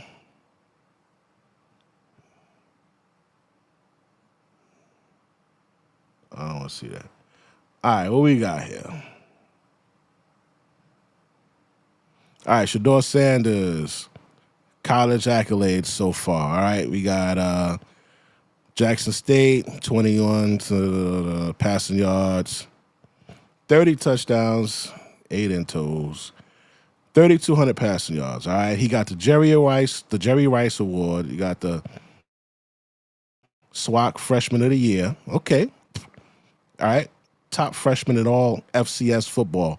Come on, man. All right. Let's see, first team all SWAC 21 and 22, Deacon Jones Trophy, top HBCU player in the country. All right, yo, why they saying he didn't? What? Because he didn't get the Heisman or something? Led Jackson State to 2 SWAC championships. Led JSU to an undefeated regular season. Set multiple Jackson State records. Colorado, 3,230 passing yards, 27 touchdowns. 3 interceptions despite poor O-line. Everybody's saying that the O-line wasn't up to par. All right, Pac-12 honorable mention, all conference. Let me see. Multiple National Player of the Week honors. Broke Colorado's single season passing yard record, broke Colorado's single-season completion record, top 10 nationally in completion percentage, around 70%. He was top 10 in completion. Set school records for most 400-yard games in the season. Even though Shador had a crazy individual season at Colorado, the team struggled overall for 8 records. So he didn't get Heisman votes or major national awards yet. Many scouts and analysts believe he would have been a first-round pick if he entered in 2024. But he stayed to play another year under his dad, Coach Prime. So damn, man. I wonder what would the same thing have happened if he'd went in 2024. In short, Shador dominated the FCS level at Jackson State, excelled individually in Colorado, even behind bad offensive line. His biggest awards, all right, Jerry Rice, Deacon Jones, and conference records. Would you like me to also list what awards he could win if he dominates the show? Okay. All right. So, people are saying that he didn't do anything, man. I can't stand by that. It looks like the boy's doing something here, all right? It look like he's doing something. Fairbrass, he was average. You talking about against Mahomes and Jalen Hurts? I think Ben Roethlisberger still playing, ain't he? You think this shooter boy finna come in here and show out in the NFL? They all thought that. They thought Johnny Manziel was gonna come to the. Me and Johnny ain't do. He another Johnny Manziel. The boy ain't hungry. He ain't. Nigga, he can't run head up with no coming out the projects. This nigga been fed all his life. He ain't had no struggle. Everything been good all his life. You think he finna beat out Lamar Jackson? Coming out the ghetto, struggling, poor, done had to fight? No. Man, this boy... it's kind of different, because they all got NIL money. So all these athletes is millionaires coming up now. Not like them Sanders boys. Them Sanders boys got some more kind of money, especially that shooters boy. Now Shiloh, day he get overlooked. He ain't that good. Yeah, Shiloh at best need to be a track coach at the middle school. Now he got drafted though. He ain't gonna do in the NFL. He too small. Man, they got them Chad Ochocinco kind of wide receivers that'll run past that boy, bump him and get him home and run on past it. Yeah, man, that boy too small. That little speed he got don't mean nothing to them boy body size. And he can't, he might get him an interception or two. And if they put him on the kickoff return team, he might score him 2 touchdowns throughout the season. But he will not be a standout NFL athlete. Him know his brother. Now their daddy was a bad, and most who had bad daddies can't live up to who their daddy used to be. They just walk in the shadow. Look at Bronny. No. Bronny was scoring like 30 in the G League. Yeah, in the G League ain't. Nigga scoring 30 in the G League is like me and you going down to the local. Nigga ain't shit, man. All right. So I don't know. It's like, if you don't win a Heisman, you ain't shit. Like the risk that would be associated with taking him in the first, second, third, or fourth round. That doesn't mean I agree with it. That doesn't mean that anybody agrees with it. That just means that that's what the teams felt. So now for him, he's going to have to go back and look at that process and say, hey, look, what was it during that process that somehow made these people, meaning the 32 teams, feel as though I wasn't worthy of being picked much higher than I was? Pay attention to those things, make the kind of course corrections that he needs to, and now compete his rear end off to win the job, which he is fully capable of doing in Cleveland. I think the NFL sent the message. And the message that was sent was, you are not that guy. Or, as people like to say, you are not him. Because what I've seen, and what many folks have seen year after year after year, if you have that type of talent, regardless of off the field, interviews, guess what? You're going to get picked high. Because the NFL, the game is based off of the best players and winning fucking championships, man. They want to win the fucking chip. You know, so like, all right, if this dude, this dude, he got baby mamas and all this other type of shit or whatever, they don't, a lot of the football players have been getting in trouble, man. They making it worse for these guys. They're fucking up their chances, because when you look at a certain archetype and you say, oh, this is, this guy, he's doing what these guys were doing, blah, blah, blah. He might do the same thing as them. So now, I don't know, man. I think this is the first one, that they're doing that with. And I truly believe that it has something to do with his pops, man. Teams are in the winning business. They're not in the business of allowing elite talent to just continue to fall. It just doesn't happen that way.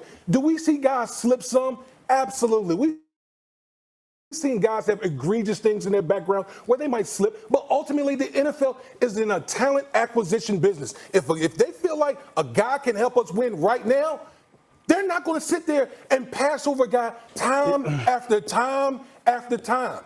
And so when you talk about Shedeur Sanders, that's part of the equation.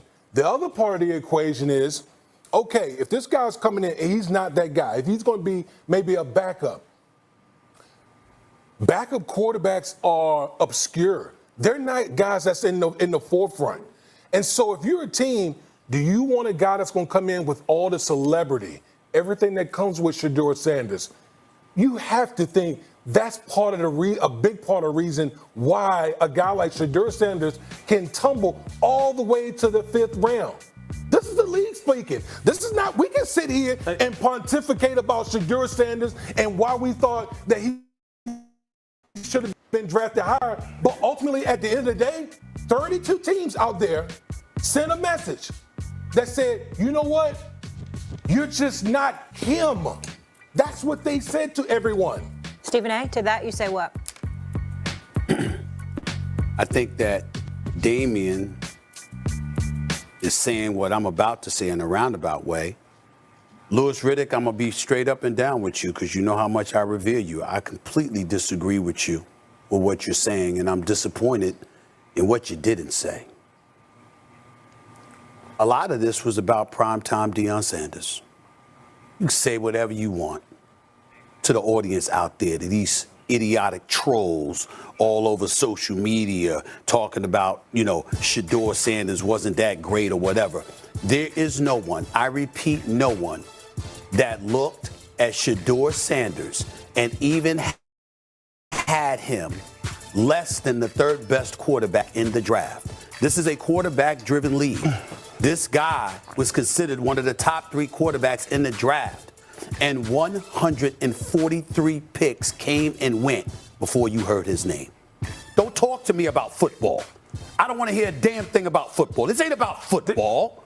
This is about something else. And I said that even though it's different, I brought up the name Colin Kaepernick. And why? I didn't sit up there and throw a pity party for Colin Kaepernick.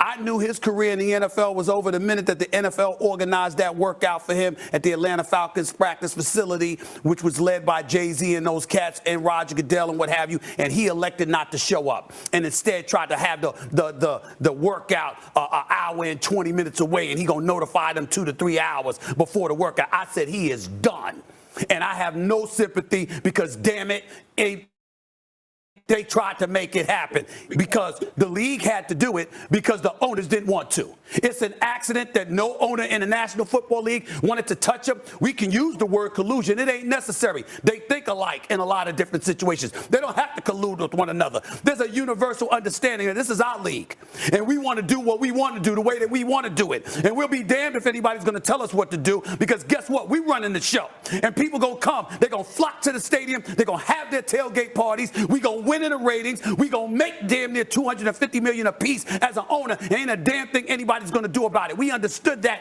years ago. But suddenly we going to engage in collective amnesia here. Hold on, Molly, because this is very important. Primetime Deion Sanders, hands are not clean in this. Shedeur Sanders, hands are not clean on this. If you go into an interview and people thinking that you brash and arrogant and what have you, and they think that they're going to have a problem working with you, That's partially on you. Primetime Deion Sanders going out publicly and stating on the record, there's a couple of teams we might not want him with. And he ain't going there if we going to get him, if they're going to select him. And he's on Tamron Hall's show, and she's like, what if your son don't listen? He said, who? What? Like, that ain't going to happen. You look at NFL teams, along with the specter of people potentially calling for him to be the next coach, you can understand the reticence. But for 143 Stephen A., hold that thought, because you brought up 3 points, and I want Lewis to respond. The first point is the football aspect of him being the third quarterback on everyone. Then there's the Deion aspect, and then there's the Shedeur aspect. So let's tackle them one by one. First, Lewis, can you respond to Stephen A.'s sentiment about that he was the third best quarterback on everybody's draft board? At least. And this didn't have anything to do with play? If not top two. Look, like I said, evaluating players is highly subjective. Do I believe that he was? I love Dylan Gabriel as a person. Watched him live as a player multiple times. No, he's better than Dylan Gabriel. That's right. He's a better football player than Dylan Gabriel. Okay, as simple as that. What I wanted to say though is this: Stephen, I've said multiple times. Of course, Deion's specter, Deion's aura, Deion's presence has something to do with this. That's what I'm talking about when I'm talking about the process that has nothing to do with on the football field. When teams are evaluating Shedeur from January, February, March, April, all of that comes along with him, the people who are with him, the people who are going to be his inner circle. How is he going to be as far as how's he going to be advised? All the people who play a prominent role in his life, and they're advising him, directing him, influencing him. Of course, teams evaluate all of that. Some people are going to be very, very influenced and very intimidated by the magnitude of Deion Sanders. Of course they are. What I said, though, was this. When you're going through this process, you have to do a certain amount of making sure that you convince the 32 different teams that they're going to get something that does nothing but benefit their organization on and off the field. And you have to eliminate as many questions as you can, so then it really just becomes about your play on the field. Because his play on the field warranted him being picked much higher than he was picked. But this was not about that. This was about everything else. I know it was about everything else because there was no other reason for him to fall. This was about the process, to me, from January up until the day that the draft happened, that somewhere along the line, teams got uncomfortable with it. I feel like it's so layered. It's so layered. Well, but let's get into the layers. You'll never get a straight answer about it. We're dancing around it. So why is Deion to blame? Or how could Shedeur have been better in the interviews? Like, let's get to what really went down. Well, go ahead. Go ahead, Lewis. Go ahead. No, I'll say this. Look, fifth round. The greater the Chào cả mọi người đã quay trở lại với kênh của mình. Hôm nay mình sẽ tiếp tục hướng dẫn các bạn làm vòng, và hôm nay của mình sẽ có tiêu đề là túi bóng. Mọi người, hôm nay tiêu đề mình có là lót chuột. What the fuck was that? Who is this Asian bitch?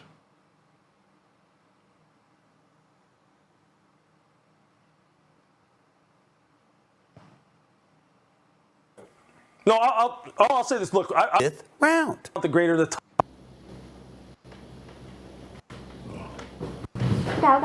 That shit crazy. I ain't never seen no shit like this before.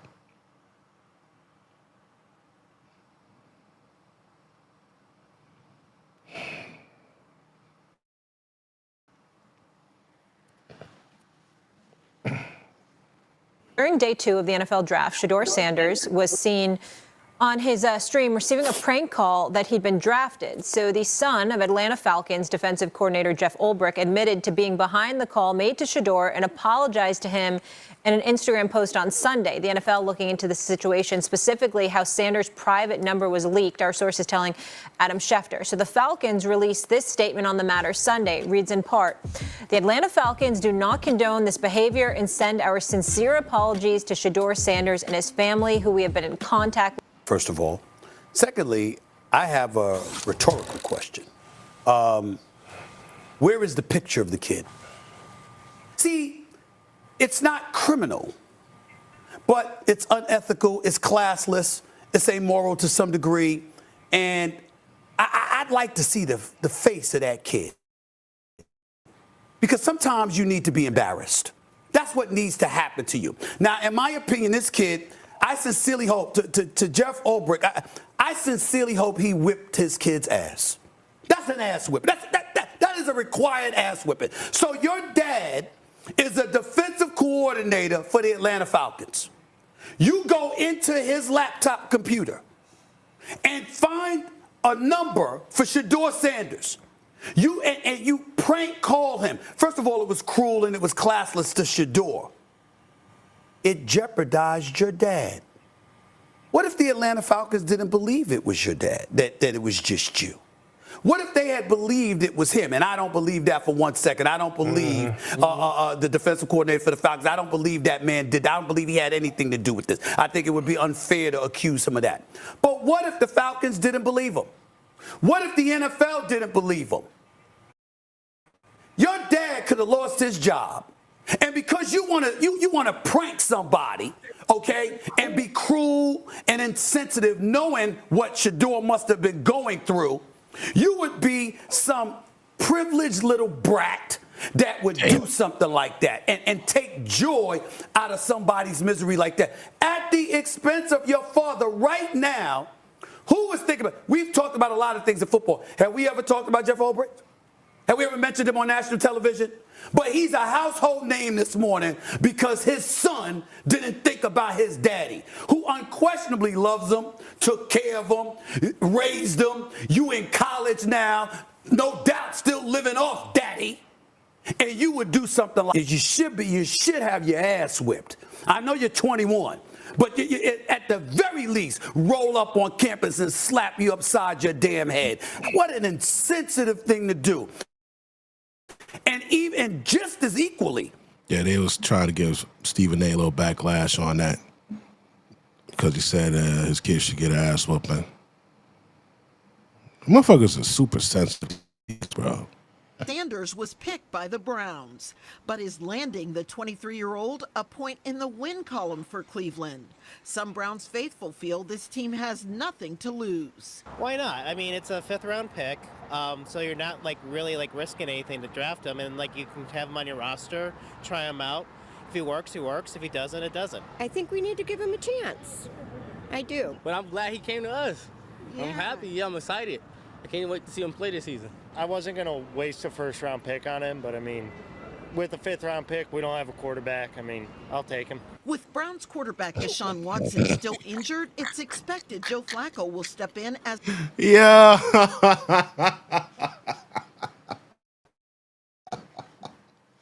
So this the Joe Flacco.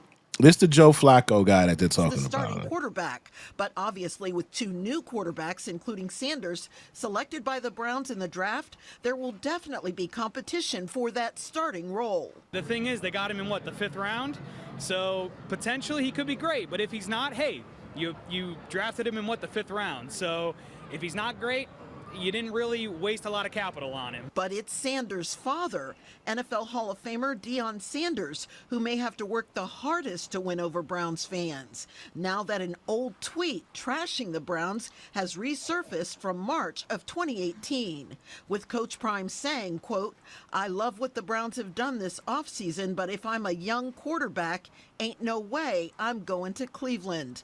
I would pull in Eli Manning if possible." But as the saying goes, it doesn't matter where you get drafted, it's what you do with the opportunity. Reporting from Huntington. Now we got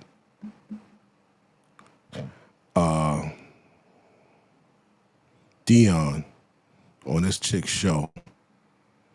It's a Tamron Hall shit. I want to take you to a quote. So at your first press conference when you took over the job in Colorado, you said, "My calling is not built on a location. It is built on a destination." Mm-hmm. The Bible says God uses the foolish things to confound the wise, and he always taking me to unlikely places. Yeah. Why was that an unlikely place for you? Because it don't seem right. When I went to Jackson, Mississippi, no one saw that coming. I didn't even see that coming. I didn't even know what Jackson was. And I got there and I said, wow. So Lord, Lord, this it? So we're gonna skim through here, try to pick up when he was talking about Shador. Let's see here. Day. Take a look. People are still talking about it. Detroit took the other Sanders. I saw a big grin come across your face. I was so happy. But I was kind of scared. I thought Detroit was going to take me. I would have asked for so much money that they had to put me on layaway. I was going to ask for so much money they were going to have to put me on layaway.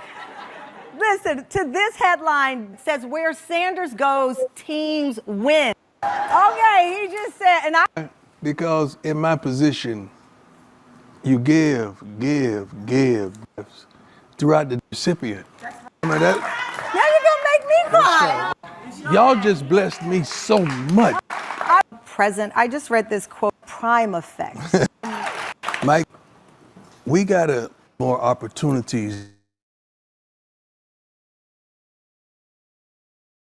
What you thought the prime, I mean, listen, when you took the job, is that what you expected? I mean, everywhere, the first time, you probably don't remember this, I interviewed you years ago. I was a local reporter. Everywhere you've gone, you've left an impact. But I mean, I'm asking the man that said they wanted so much money they had to put you on layaway. So I don't know why I'm surprised. I'm tipping this with arrogance, but I expect the best. Right. I don't expect leftovers. I expect the best. I don't, everything that I'm involved in, and even products I endorse, I give it 100%. And I do. This is no ordained. Like it's yeah. Why is that even on your mind? Because my confidence offends your insecurity. Yeah.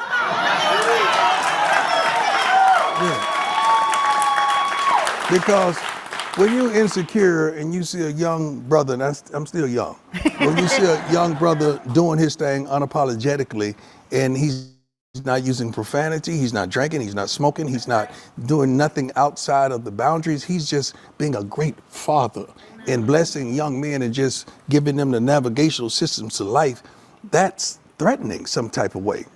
And he don't need you for nothing. Yeah, like but you've been so under that definition since the day you... Still. But do you... Still. Years later. Still. You still. Since the day you were drafted, you were intimidating to some. True. And all of these years later. Still. You still. Still. Still. But do you know why? But do you care? No. Yo, and I've said this, your opinion of me ain't got nothing to do with the opinion of myself. Calling is not built on a location. It is this thing. Why was that an unlikely place? Oh, that cut. No. Program to something. We did charter schools, nothing to turn it into something. So everything that God has taken me has been conquered that. Now you've conquered the territory in Colorado. Has God told you it's time? So you have no interest in coaching NFL right now? I'm gonna get there. Let me get there. Let me get there. You got to understand I'm a father. Yeah. And I love my babies. Shador is on vacation right now. Shiloh as well. Junior is here with me. But we haven't had that conversation. And, really? Because they're both leaving. You're right. They're both about to go into their next journey. They're elevating. They're elevating. There you go. I see you're emotional there about you go. There you because go. you won't be coaching them. Yeah, and that's tough. That's tough. But you could be coaching them in the NFL if you follow. If I want to. But I don't feel like I'm called at this point to that. I have not heard from God on that, and I don't move.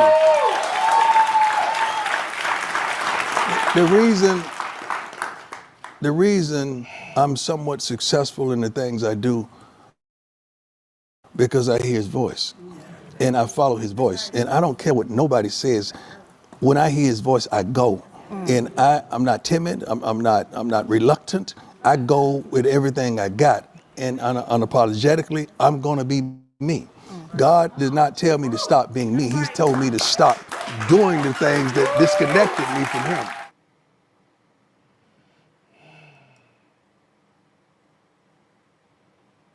Yeah, nah.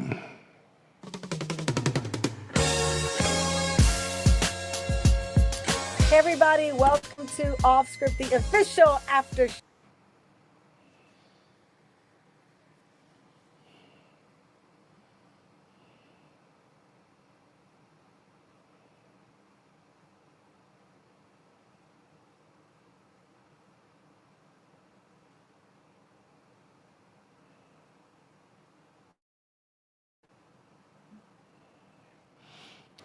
All right, let's go down the line. Travis Hunter does things we've never seen before. Travis is 10 minutes, guys. 10 minutes. All right. What keeps you sane under this microscope that you live in? When you were talking about your sons and that this is an emotional time, that you won't coach them again in college. Let's play that clip, guys. This season is special because this is it. This most likely, and I'm pretty much 99 to 100% sure, would be the last time that I have an opportunity to coach my kids. Thankfully, the things that I've instilled in them, it won't depart from them. You go either way. About 10 minutes, guys. 10 minutes. All right. What keeps you sane under this microscope that you live in? Being able to listen to my dad, being able to get his advice, him building us up all the way from 6 years old, running snake, even in high school, even in Little League. He did everything I'm trying to do in life, and he always says that. But I told him I'm gonna do it better, so.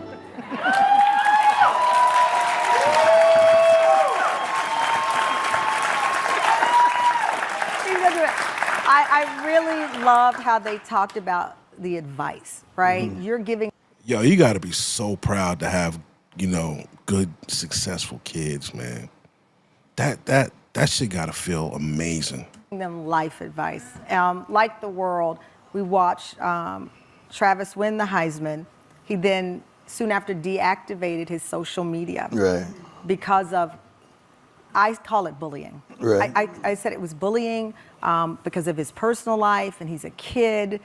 And I thought about you, and I was thinking, you're a father figure in many ways. He's got his dad, but you're a father figure. Right. What advice did you give him? Because you've seen it. Yeah. You've been in the pressure cooker. Don't say that he did. Really? Because what the enemy wants you to do is stop. I don't hunt and I don't kill. I don't do that, but I'm a country boy that lives on a ranch. And I understand with the wild hogs that come and ravage my property and the deer that runs, and I don't let nobody touch them. But when people want to harm them, they harm them because they get a clean shot and they steal. When you're moving, it's hard to get a good shot at you if you keep on moving. And when somebody stays still, now you got a chance to attack. And I hate the stillness of that. Keep on moving. Don't let the enemy get you where you still and you having a pity party on yourself. I'm like, no, dog, let's go. Is that what you told? That's why that boy partied, even when he didn't get selected draft day, the first draft day, or the second day. Okay. Wow. Yeah. Yeah. You have endorsements, you have people that are sponsoring you to talk about their product. Yeah. We can't deactivate, we gotta activate right now. Right. Yeah. So that brings me, you were in a conversation on your, by the way, congratulations on your talk show coming into my house. Thank you. With Roxy. We got time today. At first I was like, wait a minute, Dion has a million jobs. Now he's hosting a talk show. Well, that's the way I recruit. This is where you recruit? That's how I recruit. I don't go to nobody's school and nobody's houses. I'm not doing that. I'm too old to be going to somebody's school or somebody else. All the kids that I'm recruiting, matter of fact, they're in the portal. They're grown men with kids. They don't need me to come around their crib and try to convince them to come play for me. No. So that demographic from that talk show is y'all. So I get to talk to them every darn week, and they get to see how I think. So this keeps you connected. Yeah, I get to see how Do you I ever move. get tired? For what? Tired for what? This is my calling. I'm doing what I'm blessed to do, what I'm gifted to do. I love what I do, and I do what I love. I love life. I don't get high, but I get high off life. Yeah. Like I love it. Coming up, a major moment from Dion's talk show that I've wanted to ask him about. You've revealed a lot about your darkest days. We're going to talk with Coach Prime about how to get out of those darkest days that we all see. And he recently opened up. We'll be right back with Deion Sanders. Off to the darkest days. Slowly but surely, it didn't work because God kept me when I ran my car off the side of the highway in Cincinnati, Ohio. But slowly but surely, your music brought me back, dog. Like, I know all your stuff, look forward to all your stuff, and you know the relationship we have. So I needed someone like you that I could understand, that I could relate to.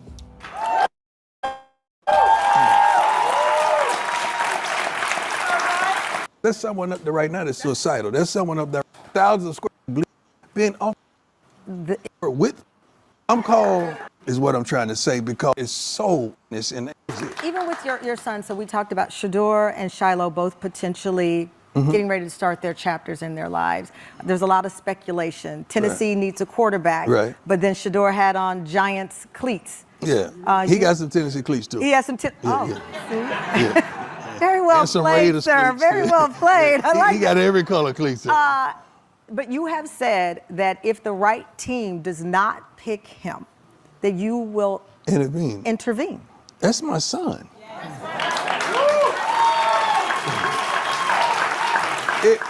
He ain't even say it like kind of rash, man. It's almost like you got a child that's going into an occupation that you already dominated in. Like, come on. And you don't think I'm not gonna sit there like a navigational system and tell him take a right there, take a left, right there, take a not that, not that. Oh no. Like, that's who I'm called to do. That's my son. I'm not gonna let my son get down in no foolishness. But you and I both know these coaches, these owners, right? You've been in the rooms. Right. The owners, billionaire owners, yes, will often say, well, this is a young man who should be making his own decisions. He's got this helicopter dad. Not my son.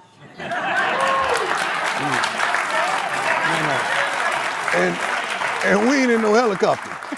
Yeah. So we ain't. So we Giants definitely ain't in no helicopter. Giants are.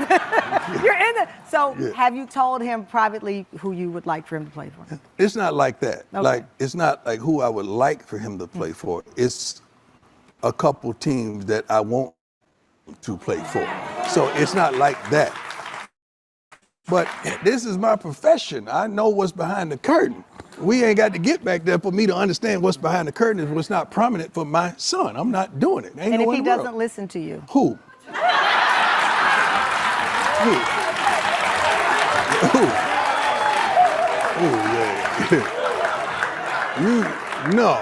You must mean owners, like not my son. Like, my son knows my voice and he understands that I've done this and done that. Like, my kids respect their father because they know their father ain't perfect, but their father's always been present.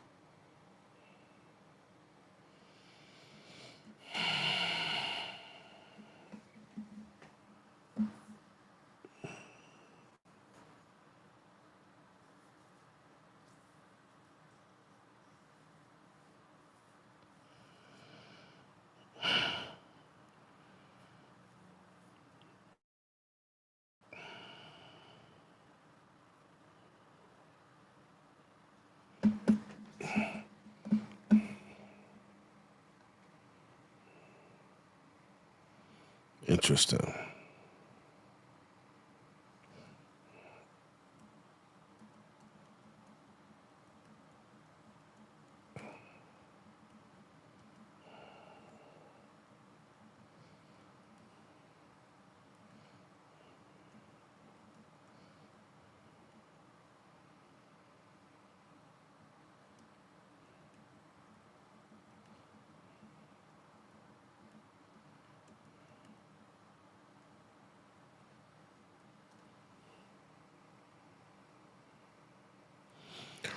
Deion Sanders does not appear to have any significant bad blood with any NFL teams, general managers, or owners. In fact, he has a strong, positive relationship with Jerry Jones, the owner of the Dallas Cowboys. Sanders played for the Cowboys, winning a Super Bowl.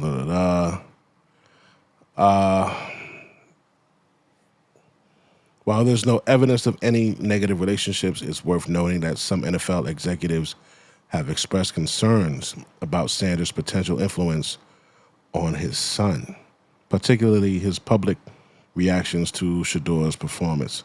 Some find it difficult to separate Deion's personal opinions from his professional role as a coach.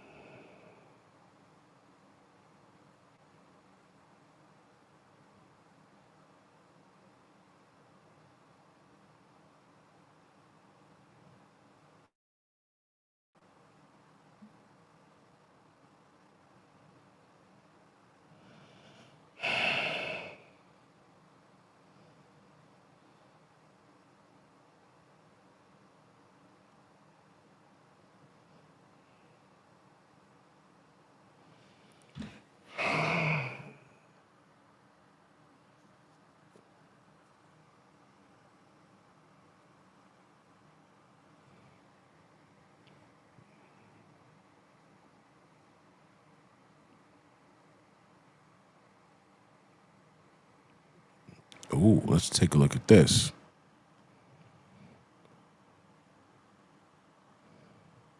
Let's see what this is here.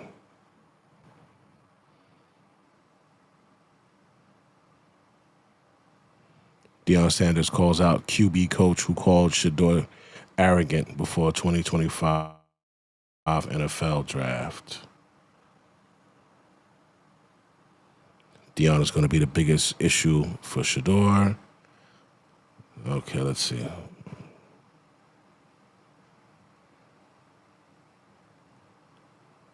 Colorado head coach Deion Sanders is unhappy that one of the NFL quarterback coaches reportedly called his son Shador Sanders brash and arrogant.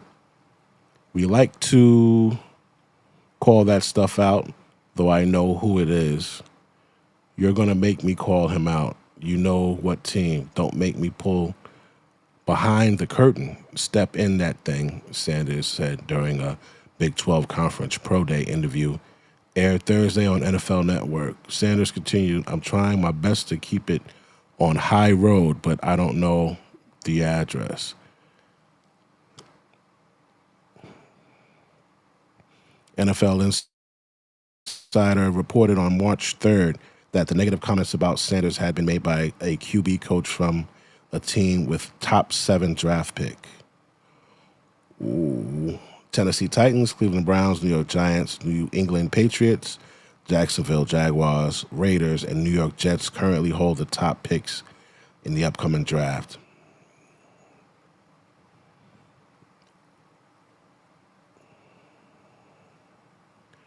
Wow.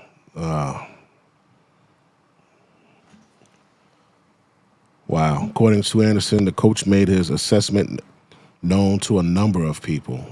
Wow. Okay. Oh, you can't see this part. Hold on.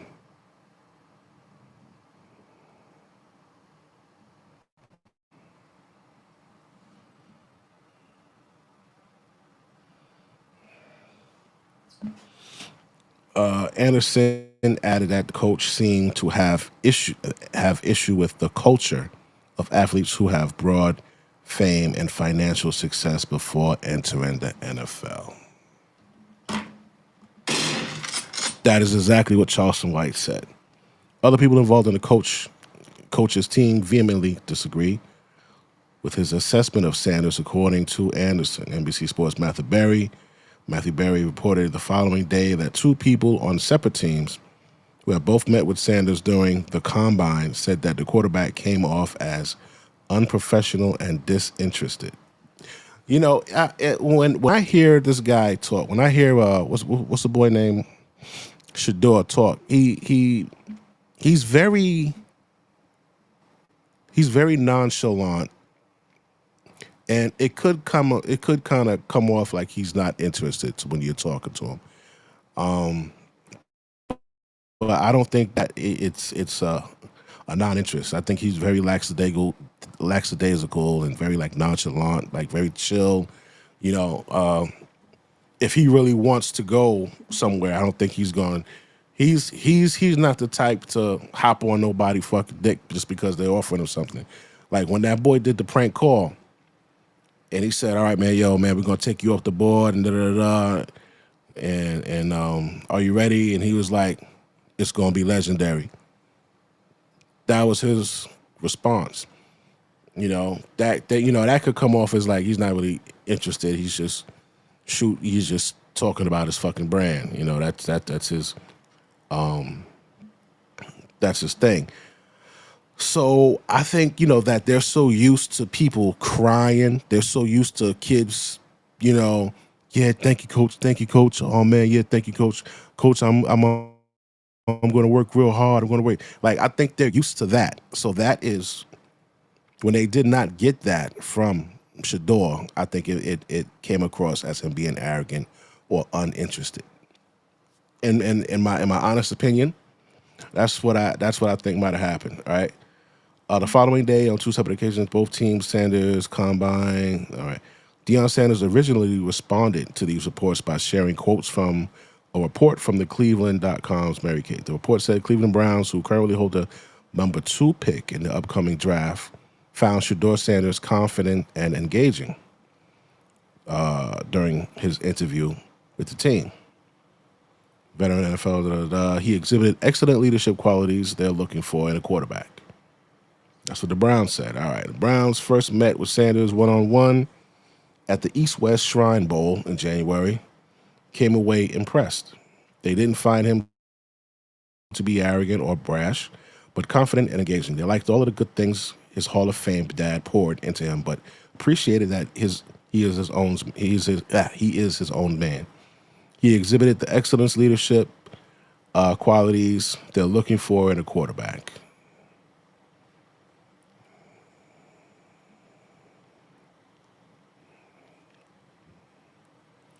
They said he's a great fit with head coach Kevin Stefanski's system as a precise pocket passer with functional mobility.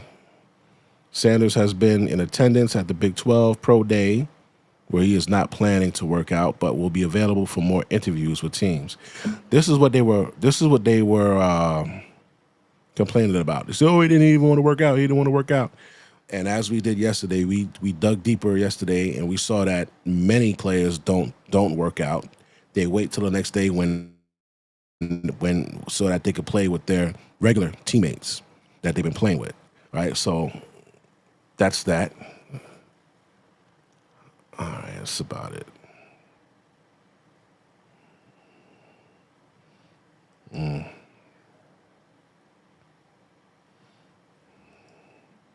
Okay. All right, so honestly, I think it's like a misunderstanding. I think they kind of took it the wrong way. They pulled the trigger too fast, and I think he's going to do very well on the Browns. Once they get around him,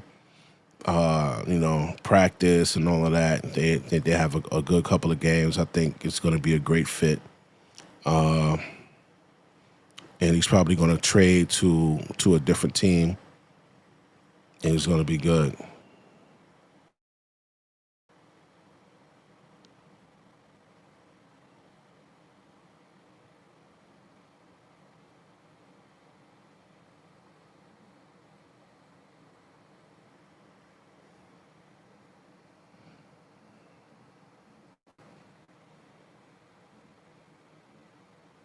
Three teams say they had first-round grade on QB Shiloh Sanders. Shiloh Sanders looks on at his jersey retirement ceremony in Colorado, blah, blah, blah. Two general managers and one head coach were surprised Shiloh Sanders wasn't selected Thursday night because their teams had first-round grades on him. They told, whoa. Oh, shit. Oh, man. So who's above general managers? That would be the owners, right? So two general managers had, and one head coach was surprised. Okay, so that means the only one who could make that call and not do it is the owners, right? All right, so their teams have first round grades on him. They told, okay. Another GM told the AP he gave Sanders a second round grade. All four have franchise QBs, and spoke on condition of anonymously because Sanders is still on the draft board. The Colorado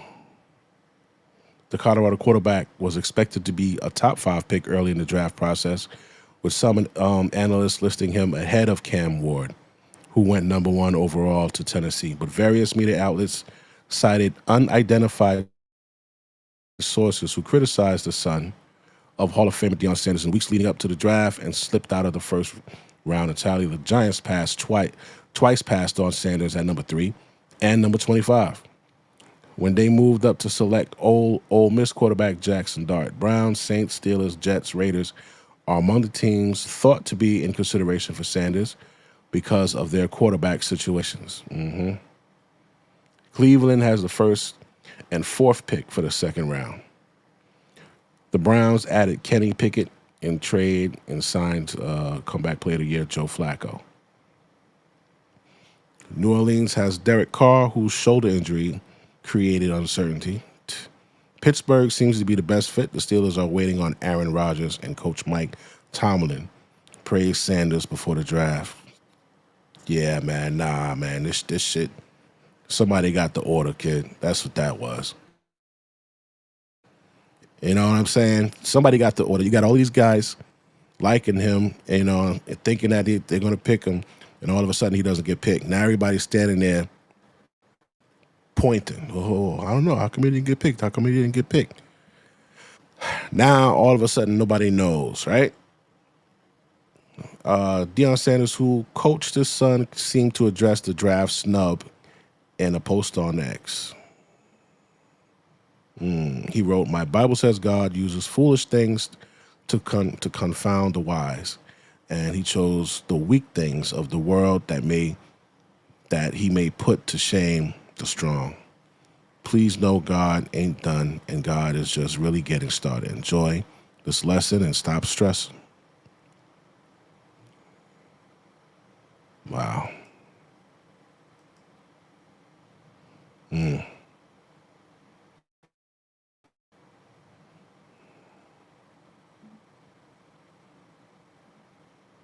What's going on, Boulder? The drama has not stopped when it comes to Shedeur Sanders and the NFL draft. Let's take a look at what Josina Anderson had to say. I'm going to read this to you all because is a lot. She basically posted a long tweet about this, but this is the headline here. It mainly says, "I'm disappointed to hear that a quarterback coach from a team drafted in the top 7 referred to Shedeur Sanders as coming off brash and arrogant in his team interview and making his assessment known to a number of people per source. I'm purposely not saying the team, just pointing out is stuff that's been reported that's at the combine." And she's not the only one that said some stuff, right? Todd McShay went on the Todd McShay show. You ever sit with a guy who's going to be a star quarterback? Most of them are arrogant. Most of them have a lot of belief in what they do. He's incredibly accurate. Yes, he is. He really understands not only offensive football, but he understands what you're doing as a defense. So he'll pick you apart that way. He processes quickly. Like, all those things to me are big-time attributes. And I just remember last year at this time, Bo Nix falling. People saying, hey, Bo Nix is going to be a second-rounder. And Bo Nix is not... by the way, that guy was one of the best quarterbacks in this rookie class last year. So I don't worry about what the evaluators say about Shedeur Sanders. I think the guy is a big-time player. Then Coach Prime followed up with this one from Emmanuel Acho and them from the facility over there at FS1. He, once again, said, repost. I think Shedeur Sanders' security makes a lot of people insecure. No question. I think Shedeur Sanders realizing, wait a second, I've made money before I got into the NFL. Wait a second, my pops has already taught me about the value not only of money, but the value, most importantly, of myself. Shedeur Sanders has realized, wait a second, who are you to dictate how I should feel, how I should think, how I should act, and how I should move? Furthermore, apple, tree, it don't fall far from it. Who you think his dad was? Remember 1989, the New York Giants wanted to interview Deion Sanders. The New York Giants, they simply said, hey, Deion, we want you to take this written test. Deion said, why am I taking a written test? The Giants said, well, we make all of our draft picks, potential draft picks, take it. Deion said, hey, where do y'all pick at? They said, in the 17 range. Deion Sanders said, oh, I'm going to be long gone before y'all ever pick. And he walked up out the room. Apple, tree, who you think raised Shedeur Sanders? So when Shedeur Sanders, I would suggest, comes off as confident, comes off as secure, comes off as knowing who he is, you, insecure, dictate his security is something that's an issue. That's how I feel about it. So I want to play those back-to-back for y'all because the sheriff one jumped out to me because he pointed out everyone talks about how they like Shedeur, at least to him. They've given him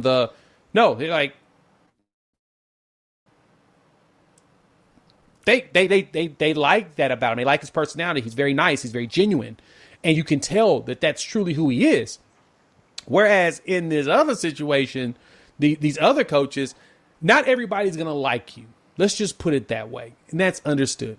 The problem is that with Shedeur, I'm not hearing very much football dislike rather than personality dislike.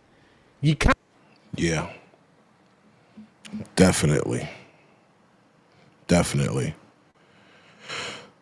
Well, he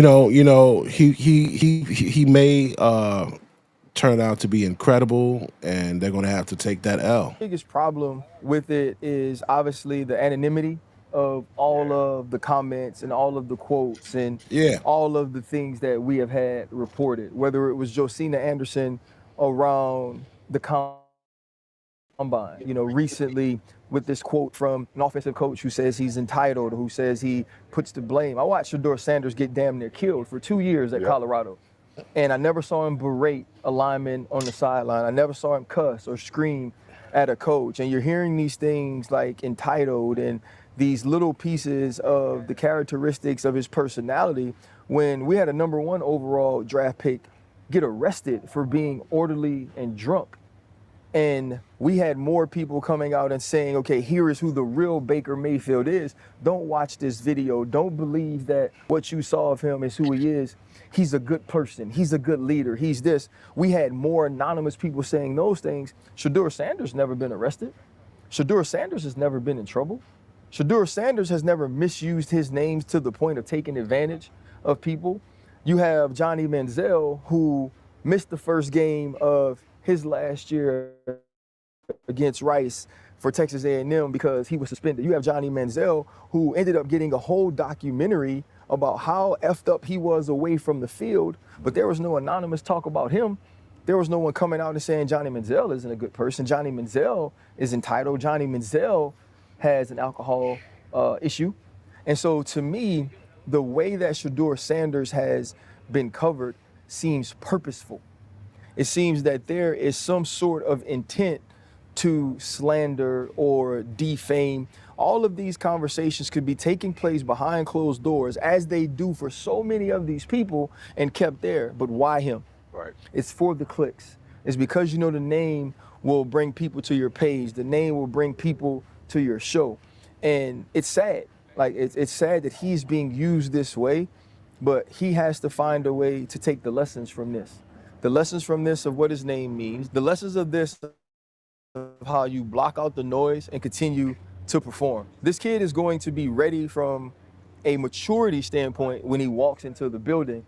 Now, what the GMs should be thinking about, and executive scouts and coaches, is when will he be ready physically to play the position? All right. So, with all of that being said, everything that we just watched, Deion's wisdom when he was kicking that game, to see this, I think this was a strategic play to make sure his son, Shiloh, wasn't also going to catch some backlash, right? Shiloh Sanders fired his father, Deion Sanders, and hired an agent before signing with the Bucs, right? I think Deion had something to do with this. I think he gave his son the okay because his sons love him, man. I feel like his sons would have put the money aside and rolled with their pops on this one. I think his pops was like, nah, just I'll still be there. Like, you're still my son. You'll still take my advice. But for the show, for the big screen, do this because this is going to be better for you. And it seems to be working. From hearing from what these commentators are saying, and they're like, yeah, he learned that maybe his dad doesn't know. They took the bait. They took the bait. All right.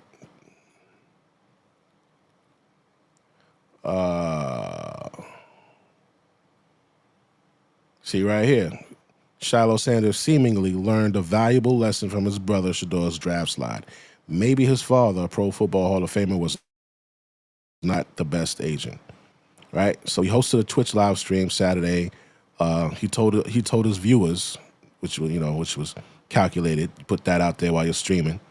After starting the draft process with his dad representing him, he had signed with an agent. Dad was our agent, Sanders said, referring to his brother Shedeur and himself, but that hasn't been working out too good. So today I had to sign with an agent. Now, this verbiage, the way he structured this sentence, But that hasn't been working out too good, so I had to sign with an agent. The way he structured that, like I said before, it wasn't so I decided, it wasn't I thought it was best for me, or it wasn't something like that. It was, so today I had to sign with an agent, almost insinuating that he was told. But I don't think they picked up on that, right? The elder Sanders brothers appeared to be referring to Shador's draft slide from potential first-round pick to fifth-round selection by the Browns. And though Sanders was smiling as he broke the news on the live stream, he wasn't entirely joking. Okay, so that's the play. That's what I think they did. I think that was a great move. I think that was a great move.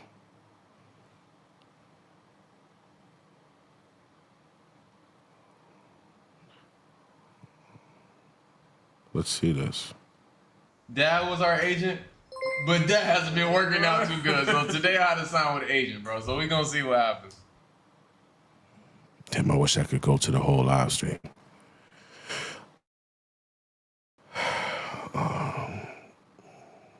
Dad was our agent, but that hasn't been working out too good. So today I had to sign with an agent, bro. So we're going to see what happens. Now, damn, seeing him do it, I don't know. Dad was our agent, but that hasn't been working out too good. So today I had to sign with an agent, bro. So we're going to see what happens. All right, so, damn, nigga, I need to get this. Do I still have Twitch? I don't even know if I could go back. Let's see, do I have Twitch?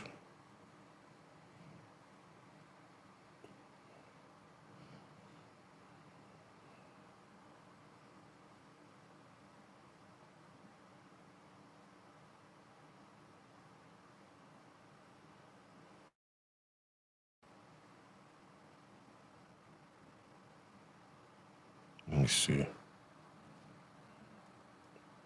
Shit. Let me see.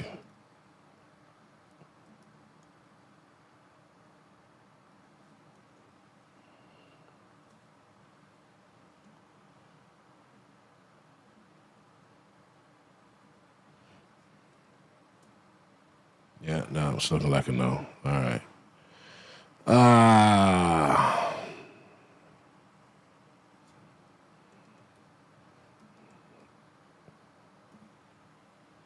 I want to see if I could pull this up.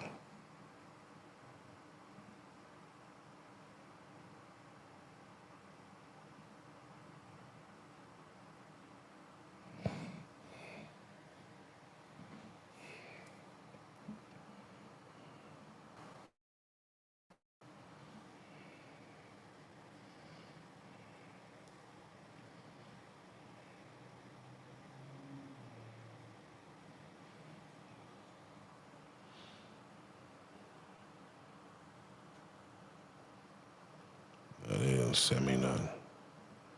Motherfuckers.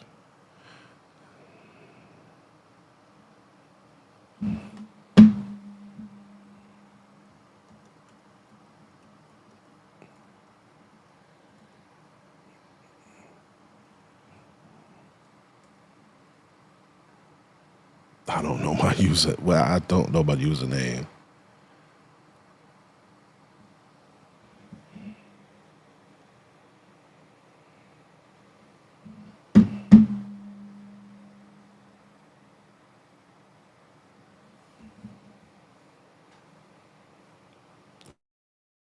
Okay.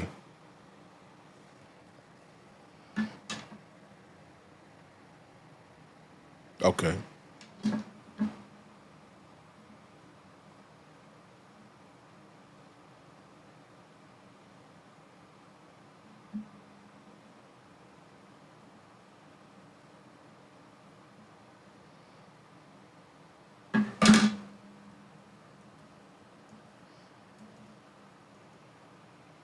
All right, let's see what's up.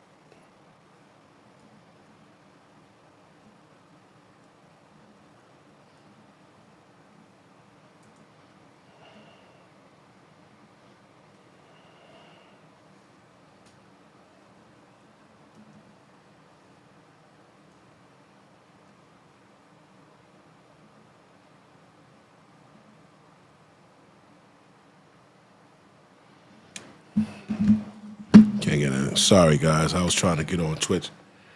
I do have a Twitch account when I was following Travis Hunter, but I can't get on this shit. So, all right, yeah, man. So replies. Somebody said, "So am I the only one who clearly sees joking? They got way better spirits than me."